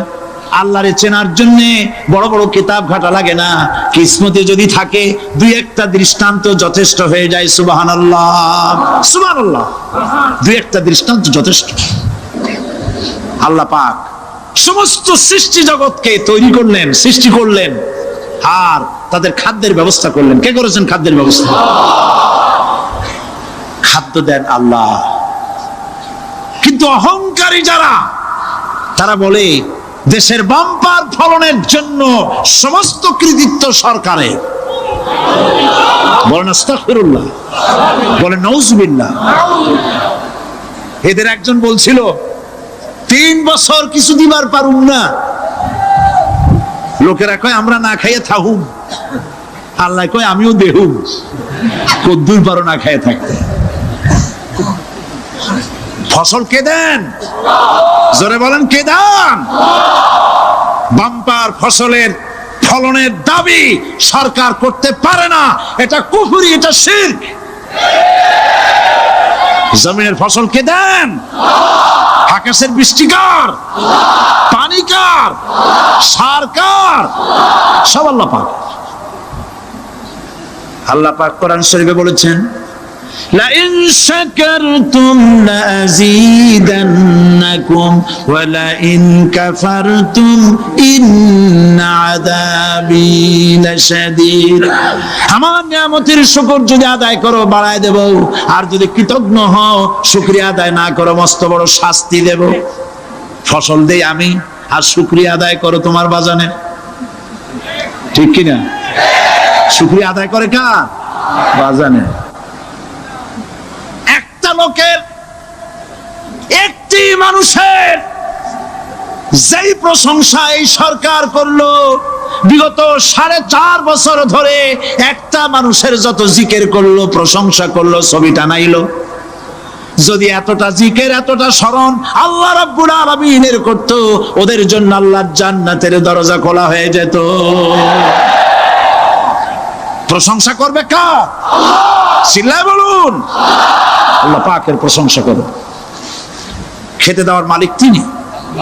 আল্লাহ পাক বলছেন, আল্লাহকে, তার পরিচয় আল্লাহ তুলে ধরেছেন, ওয়ামা মিন দাব্বাতিন ফিল আরদি ইল্লা আলাল্লাহি রিজকুহা। এই পৃথিবীর ভিতরে এমন কোন বিচরণশীল জীব নাই যার রিস্কের দায়িত্ব আমি আল্লাহ গ্রহণ করি নাই। সুবহানাল্লাহ বলবেন না? রিস্কের দায়িত্ব কার হাতে? আচ্ছা দেখুন তো, পৃথিবীর সমস্ত সরকারের কাছে বিভিন্ন মন্ত্রণালয় আছে না? খাদ্য মন্ত্রণালয় বলে কোন মন্ত্রণালয় আছে কিনা? আছে। খালি কয় খামু আর খামু। খাদ্য মন্ত্রণালয় আছে, থাকার পরেও মানুষ না খাইয়া মরে। ঠিক কিনা? এবার একটু তাকান তো, জ্ঞানের চক্ষু দিয়া তাকান। ফরেস্ট এরিয়া বাঘ আছে কিনা? নাই। সিংহ আছে কিনা? গন্ডার আছে কিনা? হাতি আছে কিনা? বিশাল বিশাল প্রাণী আছে কিনা? জঙ্গলে ছোট্ট প্রাণী থেকে, পোকা থেকে শুরু করে গন্ডার পর্যন্ত টুনটুনি পাখি দিয়ে শুরু করে ঈগল পাখি পর্যন্ত, নদীর ভিতরে ছোট্ট চুনু পুঁটি থেকে শুরু করে তিমি মাছ পর্যন্ত। প্রাণী তত্ত্ববিদরা বলেছেন সমুদ্রের ভিতরে এমন এমন বড় বড় তিমি আছে যে একটা তিমির ওজন 5000 টন পর্যন্ত হয়ে যায়। 5000 টন তিমিটার ওজন। এর যখন বাচ্চা হয় তখন বাচ্চার দৈনিক দুধ লাগে 50 থেকে 60 মণ পর্যন্ত। কে ব্যবস্থা করে? রুহান মান ফেরেশতা। তো ওর মা যেমন বাচ্চা তো সেরকম হবে, ঠিক কিনা? কে দেয় খাবার? এবার দেখেন তো আপনার দেশের এই জঙ্গলে কত হাতি আছে। হাতিরা মিছিল করে আসছে যে আল্লাহ আমাদের এখন আর খাইতে যেতে দিতে পারে না, বাংলাদেশের গভর্নমেন্ট কিছু দাও। আসছে না, খাইয়া ক্ষুধার জ্বালায় হাতি মরেছে, বাঘ মরেছে, সিংহ মরেছে, এর কোনো দৃষ্টান্ত আছে? ক্ষুধার জ্বালায় আকাশের উড়ন্ত পাখিরা ছটফট করে মারা গেছে, দৃষ্টান্ত আছে? নদীর মাছেরা ক্ষুধার জ্বালায় ভেসে উঠেছে, না খাইয়া মরে গেছে, দৃষ্টান্ত আছে? মহান আল্লাহ রাব্বুল আলামিন কোরআন শরীফের ভিতরে বলেছেন অনেক প্রাণী এমন আছে যারা তাদের খাদ্যকে সঞ্চয় করে না, খাদ্যকে জমা করে না, আহরণ করে না। সকাল বেলায় একটা খাবার খেলো, দুপুরে কি খাবে তার জানা নাই। শকুন পৃথিবীর মাটি থেকে 3 মাইল উপরে ওড়ে, তার চোখকে আল্লাহ পাক এত তীক্ষ্ণ বানিয়ে দিয়েছেন, এই চট্টগ্রামের কোথায় মরা গরু আছে 3 মাইল উপর দিয়ে দেখতে পায়? সুবহানাল্লাহ করতে ইচ্ছে করে না। এই প্রাণীগুলি খাবারগুলি কোনো গভর্নমেন্ট জোগাড় করে রাখে নাই।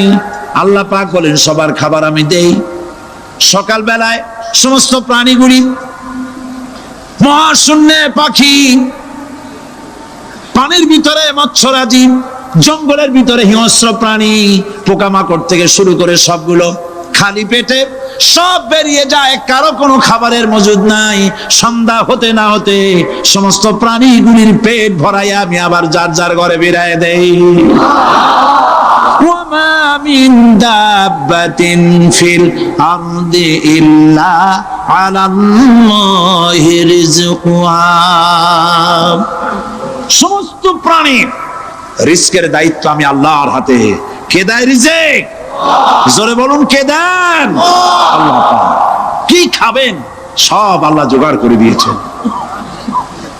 হযরতে ওমর, হযরতে উসমান রাদিয়াল্লাহু তাআলা আনহুমা তারা শহীদ হবেন কবে তার আগে হুজুর ভবিষ্যৎবাণী করছেন তোমার উপর একজন নবী, একজন সিদ্দিক আর 2 জন শহীদ আছে। পাহাড় থেমে যা। পাহাড় থেমে গেল। নবীজি ইন্তেকাল করেছেন, শহীদ হয়েছেন। এই খবর ছড়িয়ে গেল মদিনায়।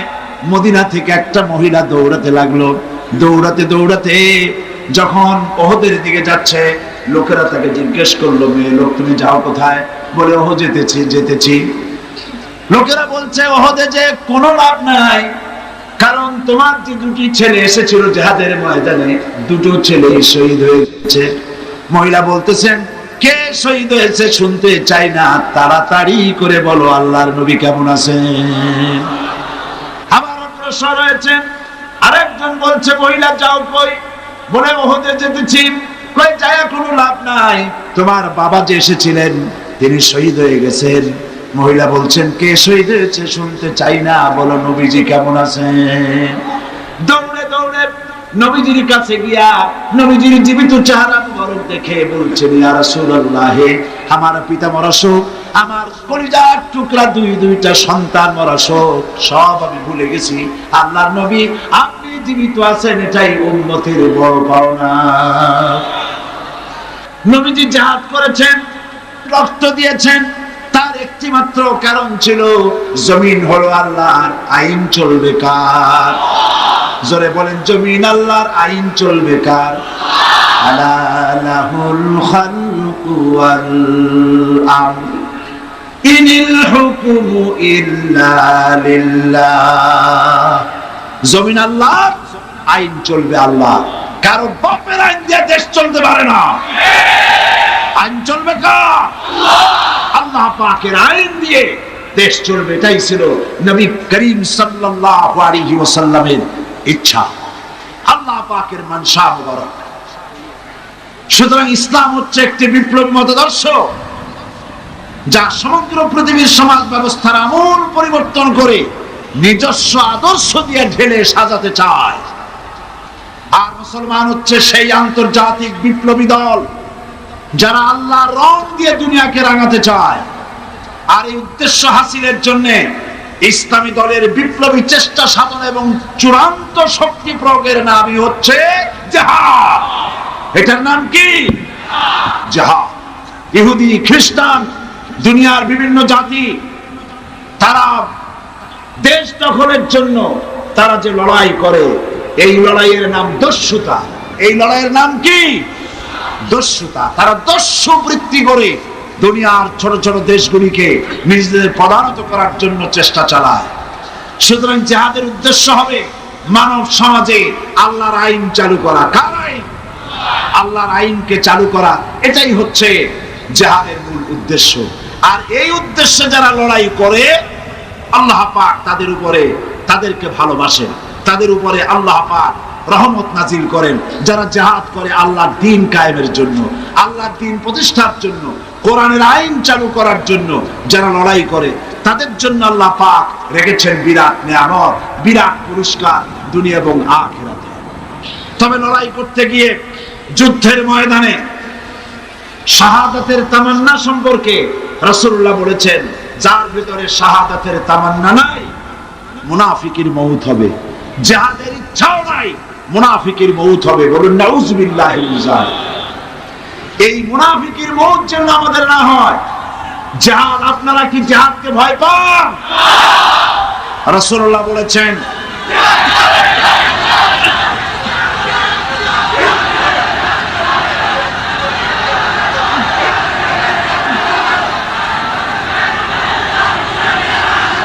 রাসূল করিম সাল্লাল্লাহু আলাইহি ওয়াসাল্লাম বলেছেন, রাসূল করিম সাল্লাল্লাহু আলাইহি ওয়াসাল্লাম বলেছেন, জিহাদের ময়দানে যে ব্যক্তি শহীদ হয়, শহীদি মওতের যন্ত্রণা তোমাদের ভেতরে কেউ কাউকে চিমটি দিলে সেই চিমটি কাটায় যে যন্ত্রণা, পিঁপড়ায় কাটায় যে যন্ত্রণা, শাহাদাতের মওতের এর থেকে বেশি যন্ত্রণা কিছুই নয়। তুমি দেখতেছো বোমায় পা উড়ে গেছে, মাথা উড়ে গেছে, নাড়ি বুড়ি বেরিয়ে গেছে, গুলিতে এফড় ওপড় হয়ে গিয়েছে, ছটফট করছে, মনে করছে অনেক যন্ত্রণা। না, কোনো যন্ত্রণা নাই।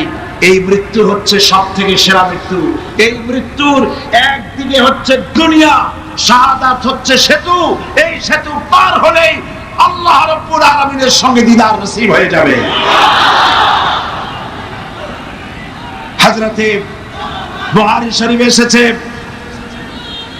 বুখারী শরীফে এসেছে রাসূল করিম সাল্লাল্লাহু আলাইহি ওয়াসাল্লামের হিজরতের পর আব্দুল উজ্জা নামক এক যুবক, 20 বছরের যুবক, এতিম, চাচার কাছে তিনি প্রতিপালিত হচ্ছিলেন। তিনি রাসূলের হিজরতের পর চাচার কাছে গিয়ে বলছেন, চাচা, মুহাম্মদ সাল্লাল্লাহু আলাইহি ওয়াসাল্লামের সম্পর্কে আপনার ধারণা কি? তো বলছে, তিনি তো শেষ নবী বলেই তিনি বলেন, লোকেরাও বলে। আব্দুল উজ্জা বলছেন, আপনি কি মুসলমান হবেন?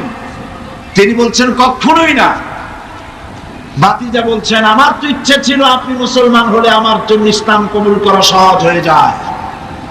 তা আপনি যখন ইসলাম কবুল করবেন না, তখন আপনাকে সাক্ষী রেখে আমি বলছি, আমি আর ধৈর্য ধারণ করতে পারছি না।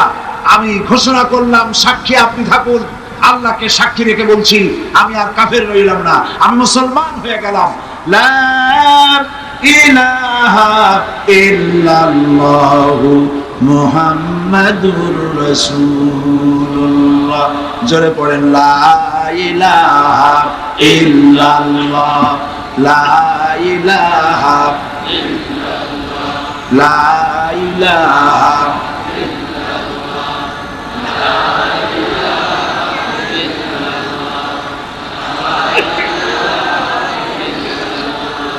লা ইলাহা ইলাহা ইল্লাল্লাহু মুহাম্মাদুর রাসূলুল্লাহ। চাচা বলছে, আব্দুল উজ্জা তুমি কি জানো এর পরিণতি কি? কয় না জানি না। পরিণতি হচ্ছে তুমি যখন ইসলাম কবুল করেছো, আমি তোমাকে সোনা দানা দিয়েছি, বাড়ি ঘর দিয়েছি, উট ঘোড়া দিয়েছি, সব ফিরিয়ে দাও। তিনি বললেন কোনো অসুবিধা নাই, সব ফিরিয়ে দিলাম, নিয়ে যান। বাবে জিবরিল থেকে ঢুকলেন, সেখানে তিনি বসে আছেন। রাসূল করিম সাল্লাল্লাহু আলাইহি সাল্লাম হুজরা শরীফ থেকে বেরিয়ে দেখেন এক যুবক, মাথার চুলগুলো এলোমেলো, চোখ কোটরগত, সফরের আসর তার চেহারার মধ্যে, হাঁটু বের করা, মসজিদে নববীতে বসা। তুমি কে? তিনি বললেন আমার নাম আব্দুল উজ্জা। তোমার এই হালত কেন? তিনি ঘটনা শোনালেন। নবীজি বললেন তোমার নাম আব্দুল উজ্জা নয়, তোমার নাম রেখে দিলাম আব্দুল্লাহ, তুমি আব্দুল্লাহ। হাদিস শরীফে এর নামই এসেছে, ওনার নামই এসেছে আব্দুল্লাহ যুলবাজাদাইন। তাকে নেওয়া হলো, আসহাবে সুফফার কাছে নিয়ে রাসূলুল্লাহ বললেন একে কোরআন শরীফ শিখাও। আসহাবে সুফফা হচ্ছেন সেই সব সাহাবী যাদের বাড়ি নাই, ঘর নাই, স্ত্রী পুত্র কোথায় আছে খোঁজ নাই, যারা এখানে বসে আল্লাহর দ্বীনের জন্য ঘর বাড়ি নাই, এখানে বসে থাকেন, খাবার পাইলে খান আর খাবার না পাইলে তারা বসে থাকেন। রাসূলুল্লাহর কাছে কোনো খাবার আসতে তা দেওয়া হয়। আসহাবে সুফফার চবুতরা এখনো মসজিদে নববীর মধ্যে আছে। যারা হজ করতে গেছেন মদিনা মুনাওয়ারায় তারা দেখেছেন। যারা যেতে পারেন নাই, আজকের এই তাফসীরের মাহফিলে দোয়া করি আল্লাহ যেন এই মাহফিলে যত লোক এসেছে সমস্ত মুসলমান নরনারীকে একটা বার রাসূলুল্লাহর রওজায় গিয়ে সালাম দেওয়ার তৌফিক দান করে দেন। আল্লাহ পাক যেন হজ নসিব করে দেন।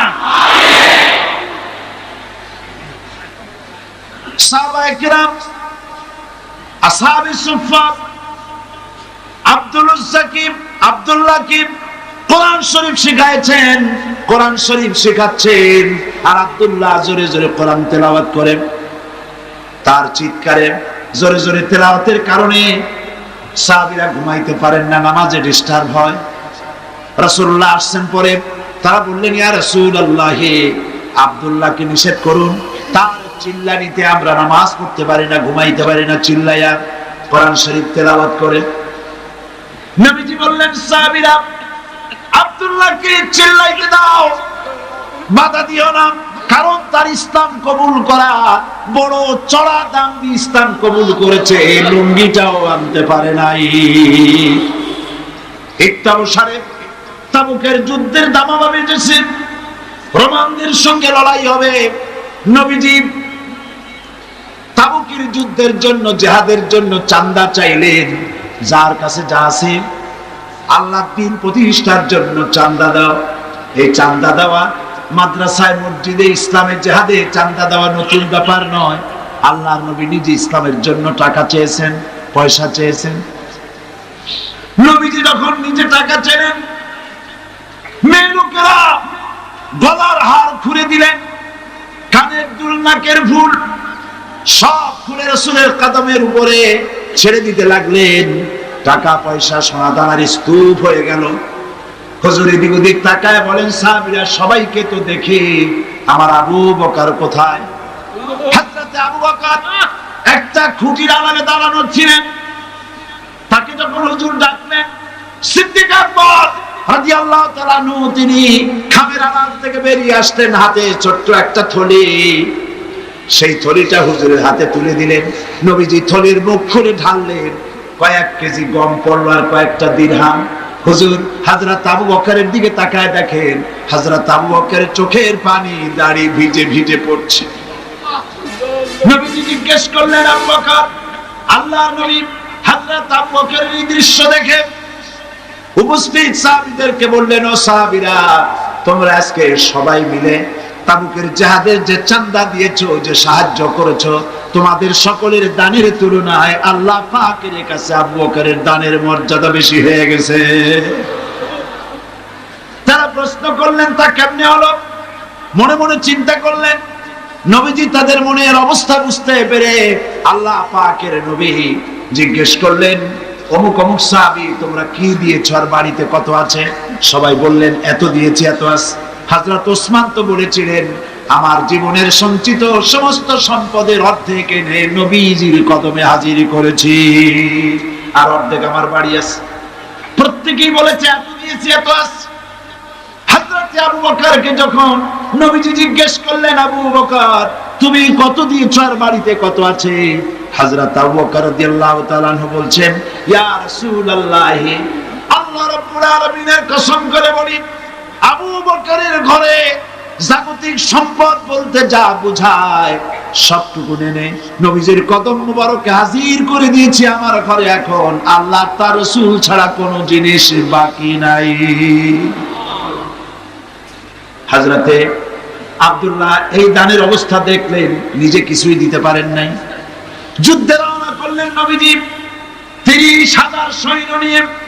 আল্লাহর নবী রওনা করেছেন তাবুকের দিকে, আর কাফের রোমান সৈন্যরা এসেছে 2 লাখ। তারা কয় লাখ? 2 লাখের প্রস্তুতি। আর রাসূল নিলে 30,000। সেনাপতি কে? হ্যাঁ মুসলমান। যারা বড় ধর্ম আর রাজনীতি আলাদা, ঈমান নষ্ট হয়ে যাবে। রাসূলুল্লাহ সেনাপতি। কিছুদূর অগ্রসর হওয়ার পর হযরত আব্দুল্লাহ জুলবাজে দেন, নবীজির কাছে এসে বলছেন, ইয়া রাসূলুল্লাহ, এই তাবুকের জিহাদের জন্য আপনার সকল সাহাবী, পুরুষ মেয়ে লোক সবাই মিলে সাহায্য করলো, কিন্তু আমার ভাগ্য খারাপ, কিছুই দিতে পারলাম না, আমার তো কিছু নাই। তবে হুজুর আমি আপনার কাছে দোয়া চাই, আপনি আমার জন্য দোয়া করেন, আজকের এই জিহাদের ময়দানে আমি যেন আমার জীবনটা দিয়ে দিতে পারি। নবীজি বললেন, আব্দুল্লাহ একটা ডাল থেকে একটা ডাল, একটা বাকল, একটা গাছের ছাল নিয়ে আসো। আব্দুল্লাহ গাছের একটা ছাল নিয়ে আসলেন। হুজুর বুখারী শরীফের হাদিসে এসেছে, নবীজি ওই ছালটা নিয়ে হযরত আব্দুল্লাহর হাতে বেঁধে দিয়া বললেন, আল্লাহ আমি আব্দুল্লাহর রক্ত কাফেরদের জন্য হারাম বানাইয়া দিলাম। হযরত আব্দুল্লাহ ডোকরে কেঁদে উঠলেন, বললেন, ইয়া রাসূলুল্লাহ, আমি চাইলাম জীবন দিতে, আর আপনি আমার রক্ত কাফেরদের জন্য হারাম করে দিলেন। নবীজি বললেন, আব্দুল্লাহ এরপরে যদি তোমার মউত বিছানার উপরে হয়, তাবুর মধ্যে জ্বরেও যদি তোমার মউত হয়, আল্লাহ রাব্বুল আলামিন শাহাদাতের দরজা তোমারে দিয়ে দিবে। নবীজি তাবুকের মাঠে এলেন। কাফের বেঈমানেরা রাসূলুল্লাহ 30,000 সৈন্য নিয়ে আসছেন, এটা শুনে 2 লাখ ময়দান থেকে ভাগে গেছে। সুবহানাল্লাহ। জিহাদের সব যুদ্ধের সাহস আর হয়নি, রাসূলুল্লাহ 30,000 নিয়ে আসছে, 2 লাখ শেষ। হুজুর সেখানে আরাম ফরমালেন। কয়েকদিন পর নবীজির কাছে খবর এলো, ইয়া রাসূলুল্লাহ, আব্দুল্লাহ আজকে কদিন জ্বরে ভুগে তাবুর মধ্যে ইন্তেকাল করেছে।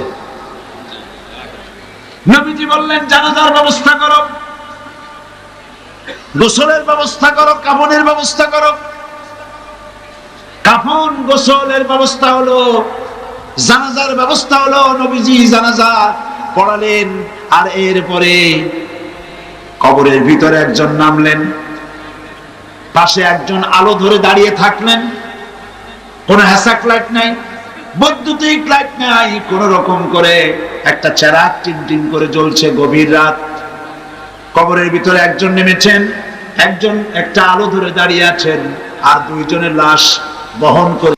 আমার বন্ধুগণ, রাসূল পাক সাল্লাল্লাহু আলাইহি ওয়াসাল্লাম জিহাদের ময়দানে সাহাবায়ে কেরামদেরকে প্রস্তুত করছেন জিহাদের জন্য। সাহাবীরা তৈরি হয়েছেন, লড়াই হবে মুতার প্রান্তরে। 3,000 সাহাবীকে রাসূল রিক্রুট করলেন। 1 লক্ষ রোমান সৈন্য, তদানীন্তন পৃথিবীর সুপার পাওয়ার, সজ্জিত অস্ত্র সজ্জিত বাহিনী চলে এসেছে তারা মুতার প্রান্তরে। রাসূল 3,000 তৈরি করলো, ওদিকে 1 লাখ আর এদিকে কয় হাজার। হুজুর নিজে এই জিহাদে যাননি, রাসূল পাক বললেন, এই জিহাদের ময়দানে সেনাপতির দায়িত্ব পালন করবে আমার পালক পুত্র যায়েদ। কোথায় তুমি? যায়েদ দাঁড়িয়ে গেলেন। 2 নম্বরে এজাদের সেনাপতির দায়িত্ব পালন করবে আমার চাচাতো ভাই জাফর বিন আবি তালেব। কোথায় দাঁড়িয়ে গেলেন তিনি? 3 নম্বরে দায়িত্ব পালন করবে আমার সাহাবী আব্দুল্লাহ বিন রাওয়াহা। কোথায় তুমি? তিনিও দাঁড়িয়ে গেলেন। রাসূল তাদেরকে বললেন যে তোমরা চলে যাও, তোমাদের ঘরে গিয়ে বিবি বাল বাচ্চা মা বাপের কাছ থেকে সালাম করে আসো। আমার বন্ধুগণ, জিহাদের ময়দানে সেনাপতি কয়জন লাগে? হুজুর বললেন কয়জনের কথা? 3 জনের কথা। তার মানে হলো কারো বুঝতে কোনো কষ্ট রইল না, এই জিহাদের ময়দানে 3 জনের নাম যে নবীজি ঘোষণা করেছেন, এর ভিতর থেকে একজনও ফিরে আসবে না। বোঝা হয়ে গিয়েছে। হযরতে যায়েদ বলেন, ইয়া রাসূলুল্লাহ, আমার আব্বা জান, আমি আপনার পালক পুত্র, আপনি অর্ডার করেছেন। আমার মা হযরত আয়েশা ঘরে বসে শুনেছেন, আমার তো আর যাওয়ার দরকার নাই, কারো কাছে বলারও দরকার নাই। হযরতে জাফর বিন আবি তালেব চলে গেলেন নিজের বাড়িতে। যে ডাক দিয়া বলে, বিবিরে, আল্লাহ রাসূল আমাকে জিহাদের ময়দানে সেনাপতির দায়িত্ব দিয়েছেন, আমি তোমাকে বলতে এসেছি, সালাম করতে এলাম।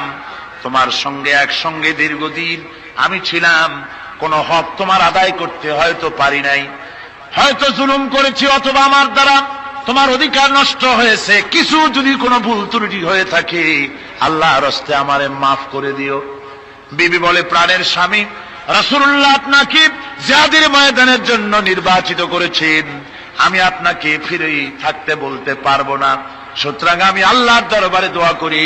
স্ত্রী হাত তুলে বলেন, রব্বুল আলামিন, আমার প্রাণের স্বামী জাফরকে জিহাদের ময়দান থেকে গাজী বানায়া আমার ঘরের ভিতরে তুমি তাকে দয়া করে ফিরাইয়া দিও। হযরতে জাফর তরবারির উল্টা পিঠ দিয়া স্ত্রীর হাতের উপরে মৃদু আঘাত করলেন আর বললেন, বিবিরে, উল্টা দোয়া করো না, উল্টা দোয়া তোমার আল্লাহর দরবারে কবুল হবে না। যেহেতু নবীজি আমার নাম 2 নম্বরে ঘোষণা করেছেন, আমার আগেও একজন আছে, পরেও আর একজন আছে। ও বিবি, নির্ঘাত ওই মুতার প্রান্তরে আমি শহীদ হয়ে যাব। জনমের মতো দেখা করতে আসলাম, এই জীবনে তোমার সাথে আমার আর দেখা হবে না। আমার বন্ধুগণ, হযরতে জাফরের স্ত্রী কাঁদতেছেন, বিবি বাচ্চাগুলা কান্দে। হযরতে জাফর বলেন, বিবিরে, এই বাচ্চাগুলি রেখে গেলাম, যেই রাস্তায় আমি জীবন দিতে যাচ্ছি, এই রাস্তায় আমার ছেলেগুলোকে তুমি তৈরি করবে। সালাম করে তিনি চললেন। বিবি কাটা কবুতরের মতো জমিনে ছটফট করতেছে, কাঁদতেছি, আর পিছনে পিছনে ছোট্ট ছোট্ট ছেলে মেয়েগুলি আব্বা আব্বা বলে চিৎকার মেরে দৌড়াতেছি। হযরতে জাফর একবারও পিছনের দিকে তাকায় দেখলেন না কারা কান্দে। হযরতে আব্দুল্লাহ বিন রাওয়াহা তিনি চলে গেলেন বাড়িতে। হযরতে আব্দুল্লাহ বিন রাওয়াহা বাড়িতে গিয়ে, সেই রাত্র ছিল তার বাসর সজ্জা, ফুল সজ্জার রাত ছিল, নতুন বিবাহ করেছেন। বাড়িতে গিয়া শোনেন বিবি কোরআনে কারীম তেলাওয়াত করতেছেন। হযরতে আব্দুল্লাহ বলেন, রুমের বাইরে দাঁড়িয়ে, বিবিরে, আমি তোমার স্বামী আব্দুল্লাহ এসেছি, আমার সালাম নাও, কোরআন পড়া একটু বন্ধ করো।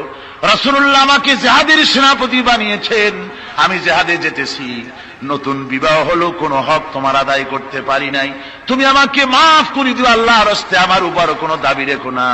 বিবি বলে, প্রাণের স্বামী, কোনদিন আপনাকে দেখি নাই, কোন রকম একটু দেখেছি, আর আমি মদিনার এক সুন্দরী মেয়ে, আপনি আমাকে ভালো করে দেখলেন না। আমার প্রাণের স্বামী, একবার আপনি ঘরে আসেন।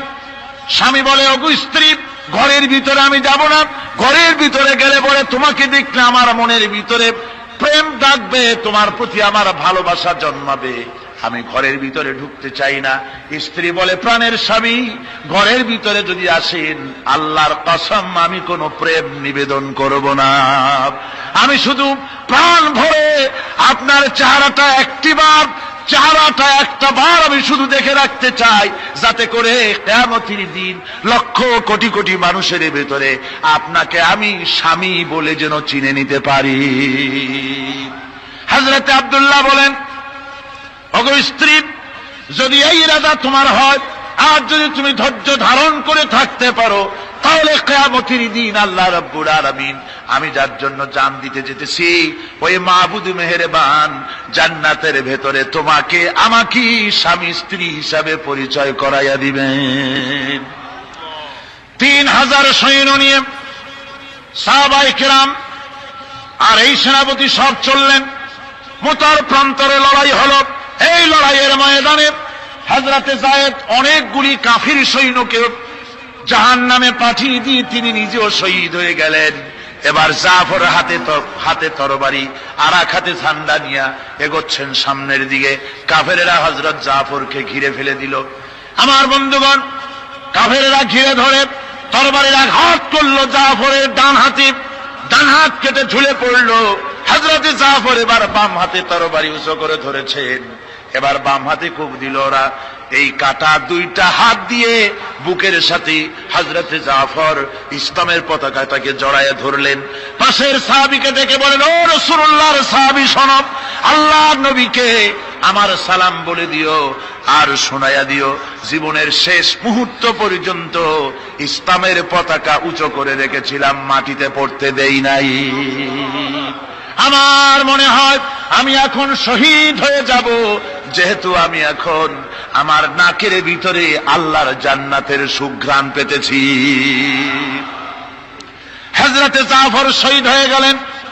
হযরতে আব্দুল্লাহ বিন রাওয়াহা, হযরতে আবু উবাইদা দুজনে মিলে ছুটলেন ঝান্ডা ধরার জন্য। ওনারা বলেন, এগিয়ে গিয়ে দেখি সামনের পরে দূরে পতাকা উঠতেছে। ভাবলাম আমরা যাওয়ার আগে ইসলামের পতাকা কে ধারণ করলো। কাছে গিয়ে দেখি হযরতে জাফরের ডান হাত কাটা, বাম হাত কাটা, দুইটা পা কাটা, দেহটা একদিকে পড়ে আছে আর শুধু মাথাটা এক পাশে পড়ে থেকে ইসলামের পতাকা কামড়ায় ধরে উঁচু করে রেখে দিয়েছেন। আমার বন্ধুগণ, হযরতে আবু উবাইদা বলেন, আমি হযরতে সাদের, হযরতে জাফরের হাত পা মাথা মস্তক একত্রিত করে তার পা থেকে শুরু করে মাথা পর্যন্ত চুমা খাইলাম। তাকে জানাজা করে দাফন করে রাখলাম কবরের ভিতরে। রাতের বেলায় স্বপ্নে দেখি হযরতে জাফর আল্লাহর জান্নাতের ভিতরে ফেরেশতাদের সঙ্গে উড়ে বেড়াতেছেন। আমি জিজ্ঞেস করলাম, ও জাফর, আল্লাহ তোমার সাথে কি ব্যবহার করেছেন? হযরতে জাফর বলেছেন, ওগো আবু উবাইদা, আল্লাহ রাব্বুল আলামিন আমাকে বলেছেন, জাফর রে, আমি তোমার শাহাদাতে খুশি হয়েছি, তুমি আমার কাছে আর কি চাও? হযরতে জাফর বলেন, আয় আল্লাহ পাক, কিচ্ছু চাই না, শুধু একটা দাবি, দুনিয়ায় তুমি মেহেরবানি করে আমাকে পাঠায়া দাও আর একবার যদি যেতে পারি, তাহলে তোমার দুনিয়ার বুকে তোমার দিন কায়েমের জন্য কাফেরদের বিরুদ্ধে লড়াই করে আমার জীবনটা আর একবার দিয়ে আসি। আমার বন্ধুগণের জন্য আল্লাহ রাসূল বলেছেন, হাদিস শরীফ এসেছে, আমার ইচ্ছে হয় জিহাদ করি, শহীদ হই, আবার যদি জিন্দা হই, আবার জিহাদ করি, শহীদ হই, আবার যদি জিন্দা হতে পারি তাহলে আবার জিহাদ করি, আবার শহীদ হই। যেহেতু শাহাদাতের মওতের মতো এত বড় মর্যাদা সম্পন্ন মওত আর পৃথিবীতে হতে পারে না। আমার ভাইরা, ইসলামের জন্য জান দেওয়ার জন্য, মাল দেওয়ার জন্য সাহাবায়ে কেরাম এভাবে প্রস্তুত ছিলেন। নিজেদের জীবন তারা আল্লাহর সামনে নজরানা পেশ করেছেন, শহীদ হয়েছেন, আল্লাহ দ্বীন কায়েমের জন্য তারা প্রচেষ্টা করেছেন। আল্লাহর পথে যারা জিহাদ করার সিদ্ধান্ত নেন, মহান আল্লাহ স্বয়ং তাদের সাহায্য করেন। যুগে যুগে আমরা এর প্রমাণ পেয়েছি, আর তাই মুসলমানরা কাফেরদের উপর বরাবর বিজয়ী হয়েছে। এই ইসলামকে প্রতিষ্ঠিত করার জন্য প্রয়োজন রয়েছে জিহাদের। কিসের প্রয়োজন? কিসের? জিহাদের প্রয়োজন। সেই জিহাদ করতে কি আপনারা তৈরি আছেন? জিহাদের জন্য তৈরি আছেন? সেই জিহাদ কিন্তু সেই জিহাদ মানে কি? সেই জিহাদের আবার অপব্যাখ্যা করা হয়েছে। জিহাদের অপব্যাখ্যা করা হয়েছে এইভাবে যে ওয়ালাকিন কলমদার কাফে দুশমনাস, দুশমনের হাতে কলম ছিল। ওরা যেমন খুশি আমাদের ইতিহাসকে চিত্রিত করেছে। ওরা বলেছে ইসলামের ইতিহাস থেকে তরবারি আর রক্তের গন্ধ আসে, কিন্তু আসলে জিহাদের অর্থ তো তরবারির যুদ্ধ নয়। জিহাদের অর্থ হচ্ছে যে কোনো উদ্দেশ্যকে সফলতায় পর্যবসিত করার জন্য যে প্রাণান্তকর প্রচেষ্টা করা হয়, ওই প্রচেষ্টার আরবি নাম হচ্ছে জিহাদ। আর যুদ্ধ তার আরবি হচ্ছে হার্ব। যুদ্ধের আরবি কি? হার্ব, ওয়ার। ইংরেজিতে ওয়ার, আরবিতে হার্ব। আর জিহাদ যেটাকে বলা হয়েছে ওটা হচ্ছে যে কোন উদ্দেশ্যকে সফলতায় পৌঁছাবার জন্য যে চেষ্টা, ওই চেষ্টার নাম জিহাদ। তবে এই চেষ্টা করতে গিয়ে যখন বাধা আসে সশস্ত্র, ওই সশস্ত্র বাধার মোকাবেলা সশস্ত্রভাবে করা যেটা, ওইটা হচ্ছে জিহাদের চূড়ান্ত রূপ। কথা বুঝে আসছে? ইসলাম প্রথমে কাউকে আক্রমণ করে না। ইসলাম প্রথমে কাউকে আক্রমণ করে না, আক্রান্ত হলে পরে তারপরে এর জবাব দেয়। ঠিক কিনা? দেখেন না, হযরত আলী রাদিয়াল্লাহু তাআলা আনহু ওই যে খায়বারের যুদ্ধে, সেইখানে কেউ খায়বারের এই দুর্গ মুসলমানদের হাতে আসে না। প্রতিদিন যুদ্ধ হচ্ছে, অথচ যুদ্ধে কোনো ফলাফল দেখা যাচ্ছে না। ফজরের এশার নামাজের পর হুজুর বলছেন, ও সাহাবীরা, আগামীকাল আমি এমন এক ব্যক্তির হাতে ইসলামের ঝান্ডা তুলে দেব যাকে আল্লাহ এবং আল্লাহ রসুল বেশি ভালোবাসেন, এবং তিনিও আল্লাহ এবং আল্লাহ রসুলকে বেশি ভালোবাসেন, আর তার হাতেই বিজয় হবে। হযরত ওমর রাদিয়াল্লাহু তাআলা আনহু বলেন, আমার এরকম পেরেশানির রাত জীবনে আর কখনো গেছে কিনা জানি না। আমি সারা রাত পেরেশান ছিলাম যে ওই ব্যক্তিকে আমি হতে পারবো। ফজরের নামাজের পর আল্লাহর নবী বলছেন, সাহাবীরা, আমার আলী কোথায়? তাকে দেখছি না কেন? সবাই বলছেন, হুজুর, হযরত আলীর চোখ উঠেছে, তাই নামাজের জামাতে শরীক হতে পারেন না। কি আসুন, দুজন সাহাবীর কাঁধের উপরে ভর করে হযরত আলী এলেন। হুজুর সাল্লাল্লাহু আলাইহি ওয়াসাল্লাম তার মুখের থুতু মোবারক নিয়ে হযরত আলীর চোখে লাগিয়ে দিলেন। সাথে সাথে আগের থেকেও ভালো দৃষ্টিশক্তি সম্পন্ন হয়ে গেলেন। সুবহানাল্লাহ ওয়া বিহামদিহি। তো এখানে সাল্লাল্লাহু আলাইহি ওয়াসাল্লাম তিনি হযরত আলীর হাতে তরবারি উঠায় দিলেন। জুলফিকার বললেন, আলী, তুমি যাও, আজকের ময়দানে সেনাপতির দায়িত্ব পালন করো। হযরত আলী তরবারি হাতে নিলেন। ইসলাম আক্রমণকারী যে না, সে কথা বলতে আমি এই কথা নিয়ে আসছি। হযরত আলী গেলেন, যায়া মুরাহহাবের সামনে পড়েছেন। মুরাহহাব হলো, হাদিসে এসেছে, মুরাহহাব হচ্ছে কাফেরদের নেতৃত্ব দিচ্ছে। মুরাহহাব বলছে, আলী, তোমাকে আমি কিন্তু ভালোবাসি, তুমি আসলে কেন? তোমার প্রতি আমার একটা সফট কর্নার আছে আমার অন্তঃকরণে। তুমি তোমার ছেলে মেয়েকে কি এতিম বানাতে চাও? তোমার বউকে কি বিধবা করতে চাও? আমি তো সেই বীর যে আমার সামনে এসে কেউ কল্লা সাথে নিয়ে যেতে পারে নাই। সুতরাং তুমি যদি ওদেরকে এতিম আর বিধবা করতে না চাও, আমার সামনে থেকে সরে যাও। হযরত আলী বলেন, তুমি কাকে ভয় দেখাতেছ? তোমার তরবারি এই সমাজের কিছু কাফেরেরা ভয় করতে পারে, তুমি কি আমারে চেনো নাকি? তুমি কারে ভয় দেখাও? তাম পৃথিবীর সমস্ত কাফেরদের উপরে আল্লাহ রাব্বুল আলামিন আমাকে বাগ বানায় পাঠিয়েছেন। তরবারি দিয়ে প্রমাণ হবে। মুনাফিক বলে, তুমি আঘাত করো। কয় না, আক্রমণ তো করব না আমি, আগে তুমি করো, আমি প্রতিহত করব। আক্রান্ত হলে পরে তারপরেই জবাব দেব। এরপরে মুরাহহাব আঘাত হানতে লাগলো। হযরত আলী সমস্ত রণকৌশল দিয়ে আঘাতগুলি তিনি ফিরিয়ে দিতে লাগলেন। এরপরে হযরত আলী বলছেন, মুরাহহাব, এবার তৈরি হও আমার আঘাত সহ্য করার জন্য। হযরত আলী জুলফিকার তুলে আঘাত করলেন। এক আঘাতেই দেখা গেল মুরাহহাবের মাথা থেকে শুরু করে শরীর টুকরা হয়ে গিয়া হযরত আলীর তরবারির মুঠা পর্যন্ত মাটির ভিতরে গেড়ে গিয়েছে। খায়বারের দুর্গ দখল হয়ে গেল। পরের দিন আল্লাহর নবী বলেন, আলী, শুনতে পেলাম তোমার ঢাল ভেঙে গিয়েছিল, তারপরে তুমি যুদ্ধ করলে কি দিয়ে?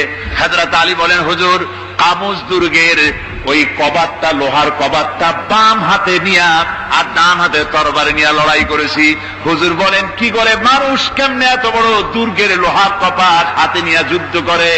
একটু দেখাও তো দেখি। হযরত আলী গতকালকের মতো বাম হাত দিয়া ধরেছেন, নাড়াতে পারেন না। এবার ডান হাত দিয়া ধরেছেন, নাড়াতে পারেন না। ডান আর বাম দুই হাত দিয়া সমস্ত শক্তি দিয়ে এমন জোরে টান মেরেছেন, প্রতিটি লোমকূপের গোড়া থেকে ঘাম বেরিয়ে এসেছে, এক চুলো নড়াতে পারেন নাই। হযরত আলীর মুখখানা মলিন হয়ে গেছে লজ্জায়। হযরত আলী রাদিয়াল্লাহু তাআলা আনহু লজ্জা পেয়ে গেছেন। রাসূল পাক সাল্লাল্লাহু আলাইহি ওয়াসাল্লাম বলেন, আলী, লজ্জা পাওয়ার কোনো কারণ নাই, চিন্তা করার কোনো কারণ নাই। তোমার নিজস্ব শক্তি দিয়ে তুমি লড়াই করতে পারো নাই। এত বড় লোহার দরজা নিয়ে, কবাত নিয়ে মানুষ সেভাবে লড়াই করতে পারে না। আল্লাহ তার দ্বীনকে বিজয়ী করার জন্য তোমার ভিতরে আল্লাহ রাব্বুল আলামিন ক্ষমতা দিয়েছিলেন। জোরে বলেন সুবহানাল্লাহ। আল্লাহ রাব্বুল আলামিন এই জিহাদের ময়দানে যখন মানুষ আসে, আল্লাহ তাদের উপরে মদদ দান করেন। আমার বন্ধুগণ, আল্লাহর দ্বীনকে জমিনের উপরে প্রতিষ্ঠিত করার জন্য যদি আমরা আজও যদি ঐক্যবদ্ধ হই দ্বীন কায়েমের জন্য, তাহলে আল্লাহ রাব্বুল আলামিন আমাদেরকে মদদ করবেন। আল্লাহ পাক কোরআনে কারীমের মধ্যে বলেছেন, ওয়া কানা হাক্কান আলাইনা নাসরুল মুমিনিন। মুমিনদেরকে সাহায্য করা আমি আল্লাহর জন্য ওয়াজিব হয়ে যায়। জোরে বলেন সুবহানাল্লাহ। মুমিনদের জন্য সাহায্য করা আল্লাহর জন্য কি হয়ে যায়? ওয়াজিব হয়ে যায়। ভাইরা একটু বৃষ্টি সহ্য করেন না, খুব বেশি বৃষ্টি। আচ্ছা, এটা রহমত। এটা কি রহমত? আমার ভাইরা, জিহাদের ভিতরে সাহাবায়ে কিরাম আল্লাহর জান্নাতে যাওয়ার জন্য তারা জিহাদ করেছেন। তারা দেশ দখলের জন্য জিহাদ করেন নাই, দ্বীন প্রতিষ্ঠার জন্য লড়াই করা ফরজ। দ্বীন প্রতিষ্ঠার জন্য লড়াই করা কি? যেরকম কি? আর এই ফরজ দায়িত্ব পালন করতে গিয়ে যদি কেউ মারা যায়, তাহলে কোথায় যাবে? কোথায় যাবে? ওই শাহাদাতের মওত হচ্ছে একটা সেতু বা একটা ব্রিজ, একটা সাঁকো। এপারে দুনিয়া, ওপারে আল্লাহর জান্নাতুল ফেরদাউস। জোরে বলেন সুবহানাল্লাহ। এই জন্য হযরত ওমর ফারুক রাদিয়াল্লাহু তাআলা আনহু সব সময় দোয়া করতেন, আল্লাহুম্মা রযুকনি শাহাদাতান ফি সাবিলিক ওয়াজআল মাউতি ফি বালাদ রাসূলিক। আল্লাহ রাব্বুল আলামিন, আমাকে রাসূলের শহরে মওত দাও, আর আমাকে তোমার দ্বীনের রাস্তায় শাহাদাত মঞ্জুর করো। জোরে বলেন আমিন। এটা আমাদের দোয়া, আমার দোয়া, আমার সারা জীবনের স্বপ্ন, সারা জীবনের স্বাদ, আল্লাহ যেন শাহাদাতের মওত নসিব করে দেন। জোরে বলেন আমিন। এর থেকে উন্নত মানের মওত আর নাই। ওই প্যারালাইসিস হয়ে বিছানায় পড়ে তড়পায় মরার কোন দাম নাই। দুনিয়ার বুকে বিড়ালের জিন্দিগি বছর করার 500 বছর বেঁচে থাকার দাম নাই। সিংহের মতো 1 সেকেন্ড বেঁচে থাকার দাম আছে, ঠিক কিনা? আর মওত, প্লীহা, যকৃত, typhoid, paralysis, diabetes, heart attack, kidney পচে যাওয়া, হাবিজাবি মওতের চাইতে আল্লাহর রাস্তায় জিহাদ করে শাহাদাতের মওত সর্বশ্রেষ্ঠ মওত। জোরে কোন সুবহানাল্লাহ। আমার ভাইরা, রাসূল পাক সাল্লাল্লাহু আলাইহি ওয়াসাল্লাম তিনি মদিনা মুনাওয়ারায় এসে প্রথম যে জিহাদের সম্মুখীন হলেন, ওইটার নাম কি? কোন জিহাদ? বদর। কোন জিহাদ? বদরের জিহাদ। সেই বদরের মাঠে জিহাদের জন্য রাসূল সাহাবীদেরকে তৈরি করতেছেন। তো আপনারা চিন্তা করেন বিষয়টা, জিহাদ করতে হবে। এই বদরে সাহাবীরা জিহাদ করবে কাদের বিরুদ্ধে? নিজের বাপের বিরুদ্ধে।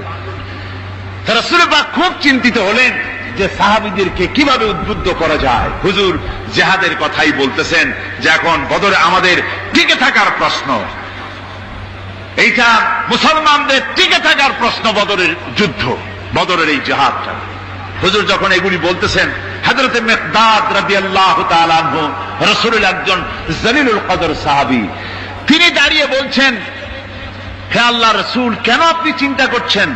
ইমজি বিনা ইয়া রাসূলুল্লাহ হাইসুমা তাশা। হে আল্লাহর রাসূল, আপনি আমাদেরকে নিয়ে চলুন যেদিকে আপনার খুশি। হাইসুমা আমারাকাল্লাহ, যেদিকে আল্লাহ আপনাকে নির্দেশ করেন সেদিকে আমাদের নিয়ে আপনি সেদিকেই চলুন। ইন্না লা নাকুলু লাকা কামা ক্বালা বনু ইসরাঈল লিমূসা আলাইহিস সালাম ইযহাব আনতা ওয়া রাব্বুকা ফাকাতিলা ইন্না হাহুনা কায়িদুন। বুখারী শরীফের হাদিস। হযরত মিকদাদ রাদিয়াল্লাহু তাআলা আনহু বলছেন, হে আল্লাহর রাসূল, আপনি আমাদের নিয়ে চলুন, আল্লাহ যেদিকে আপনাকে আমাদের নিয়ে যেতে বলেন সেই দিকে নিয়ে যান। আমরা মুসা আলাইহিস সালামের উম্মতের মতো বলবো না যে হে মুসা আপনি আর আপনার আল্লাহ দুজন গিয়া যুদ্ধ করেন, আমরা এখানে বসে থাকি, এমন কথা আমরা বলবো না। বাল ইযহাব আনতা ওয়া রাব্বুকা ফাকাতিলা ইন্না মাকুমা মুকাতিলুন।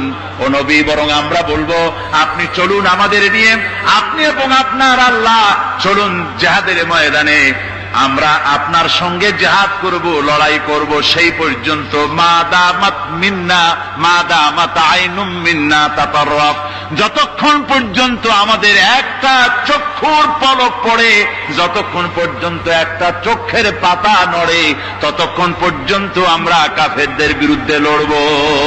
সুবহানাল্লাহ ওয়া বিহামদিহি, যতক্ষণ চোখের পাতা নড়ে ততক্ষণ পর্যন্ত লড়ব, নিয়ে চলুন আমাদেরকে। হুজুর খুব খুশি হলেন।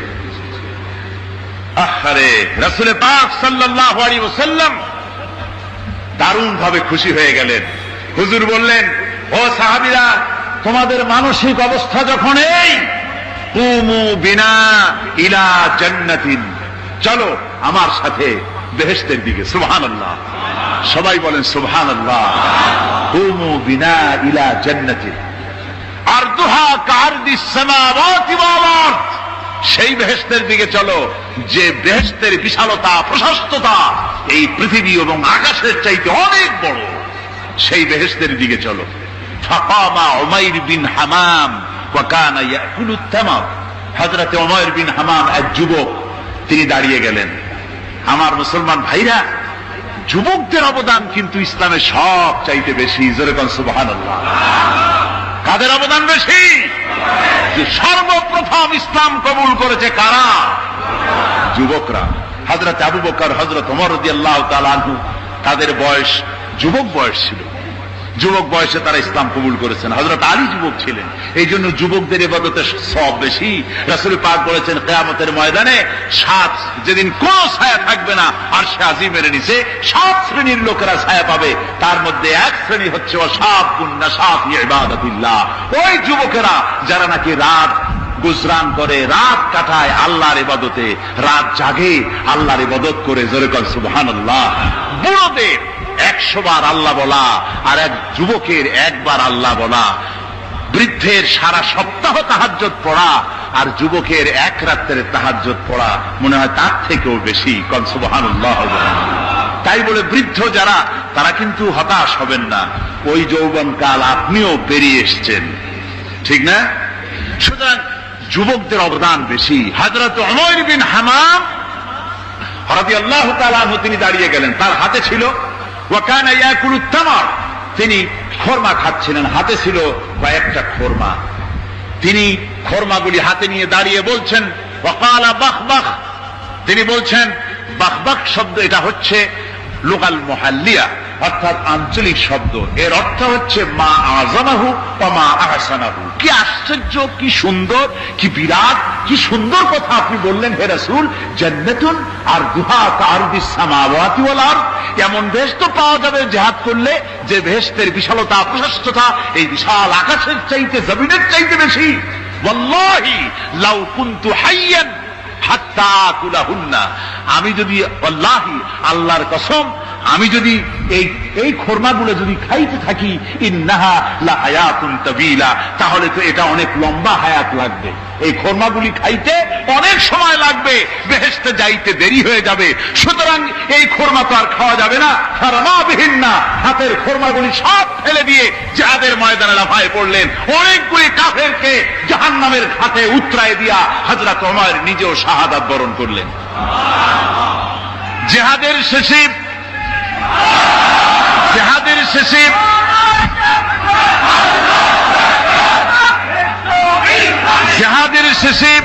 শহাদায়ে বদরের সমস্ত শহীদদের লাশ এক জায়গায় এনে সাহাবীরা বললেন, হে আল্লাহর রাসূল, আপনি যখন জান্নাতের বর্ণনা দিতেছিলেন তখন যে যুবকটা খরমা খেতেছিল আর জান্নাতের আশায় হাতের খরমা ফেলে দিয়েছিল, যে এই খরমাগুলি খাইতে গেলে তো সময় লাগবে অনেক, বেহেশতে যেতে দেরি হয়ে যাবে, এই কথা মনে করে হাতের খরমা ফিকে ফেলে জিহাদের ময়দানে এসে শাহাদাত বরণ, যে যুবকটি জিহাদ করেছিল তার লাশে সেও শাহাদাত বরণ করেছে। রাসূল পাক হযরত ওমরের চেহারার দিকে লক্ষ্য করে তার দিকে অঙ্গুলি সংকেত করে হুজুর বলছেন, ইন্নাকা মিন আহলিহা। ওমর, যে বেহেশতের জন্য তুমি খরমা খাওয়ার ধৈর্য ধরতে পারো নাই, আমি নবী সাক্ষী দিচ্ছি তুমি সেই জান্নাতের অধিবাসী। আমার ভাইয়েরা, ওই জান্নাতে যাওয়ার জন্য, আল্লাহর দ্বীনকে প্রতিষ্ঠার জন্য আমাদেরকে ঐক্যবদ্ধ হতে হবে। আল্লাহর দ্বীনের জন্য, আল্লাহর নবীর যে আদর্শ, সে আদর্শ প্রতিষ্ঠার জন্য এগিয়ে আসতে হবে। যদি আমরা তা করতে পারি, আমরা সংখ্যায় কত, আমাদের অস্ত্র আছে কি নাই, আমাদের জনবল কত, আমাদের সৈন্যবল কত, এগুলি প্রশ্ন না। প্রশ্ন হচ্ছে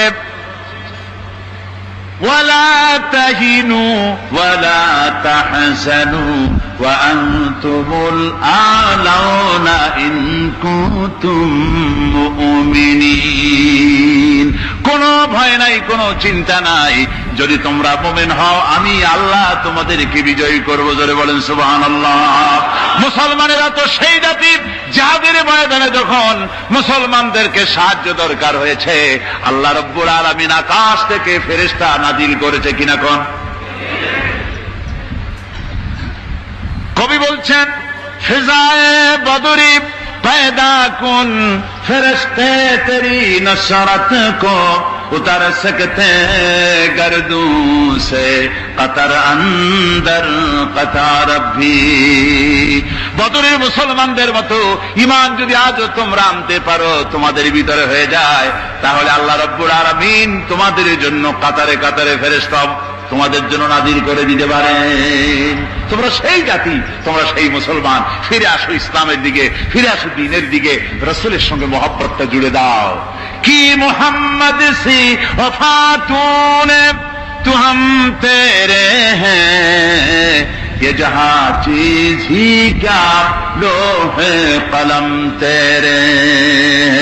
মুহাম্মদ সাল্লাল্লাহু আলাইহি ওয়াসাল্লামের সঙ্গে তুমি যদি মহব্বতের সম্পর্ক স্থাপন করতে পারো, অনুসরণ আর অনুকরণের, তাহলে আকাশ আর জমিন তো দূরের কথা, লৌহ কলম পর্যন্ত আল্লাহ তোমার জন্য করে দিবেন।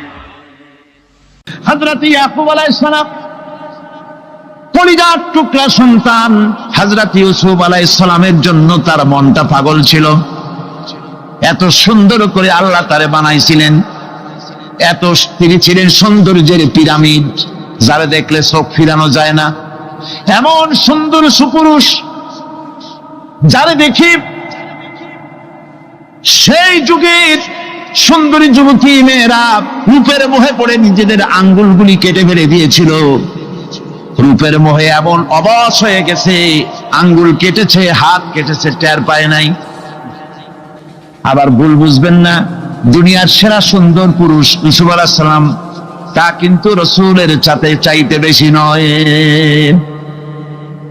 হযরত উম্মুল মুমিনিন আয়েশা রাদিয়াল্লাহু তাআলা আনহা তিনি বলেছেন, যেই সব সুন্দরী রমণীরা ইউসুফ আলাইহিস সালামকে দেখে রূপের মোহে পড়ে নিজেদের আঙ্গুলগুলো কেটে ফেলেছিল, ওরা যদি আমার হাবিবকে দেখতো, ওরা যদি আল্লাহ রাসূলকে দেখতো, তাহলে হাত কাটতে কাটতে কোন ফাঁকে যে কলিজা কেটে ফেলে দিত, ওরা টের পেত না। আবার বন্ধুগণ, হযরত আইয়ুব আলাইহিস সালাম সন্তানের মায়া, অন্যান্য ভাইরা হিংসায় পড়ে গেল, তারা নিয়ে তাকে কুয়ায় ফেলে দিল। সেখান থেকে তারা একটা ছাগল বা কোনো পশু জবাহ করে তার রক্ত মাখাইয়া জামা এনে হাজির করে দিল হযরত ইয়াকুব আলাইহিস সালামের সামনে, যে তারে নিয়ে খেলা করতে গিয়েছিলাম, আমরা খেলায় লিপ্ত ছিলাম, বাগে খাইয়া ফেলাইছে। এগুলি কি গপ্প? এগুলি কি কোরআন? আল্লাহ পাক শোনাচ্ছেন, বিশ্ববাসীকে শোনাইছেন। সূরা ইউসুফের চাইতে এত সুন্দর উপখ্যান গোটা পৃথিবীতে আর নাই। সুবহানাল্লাহ।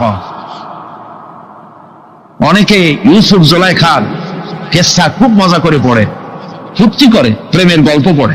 এটা কোনো প্রেমের গল্প নয়। ইউসুফ আলাইহিস সালাম, জুলাইখা ইউসুফ আলাইহিস সালামের জন্য কাঁদতে কাঁদতে চোখ কানা হয়ে গেছে। এরপর ইউসুফ আলাইহিস সালাম জুলাইখারে পাওয়ার জন্য পাগল হয়ে গেছে। নাউজুবিল্লাহ, এটা হয়নি কখনো। তিনি আল্লাহর পয়গম্বর, আর আল্লাহ কেমনে তারে বাঁচিয়েছেন?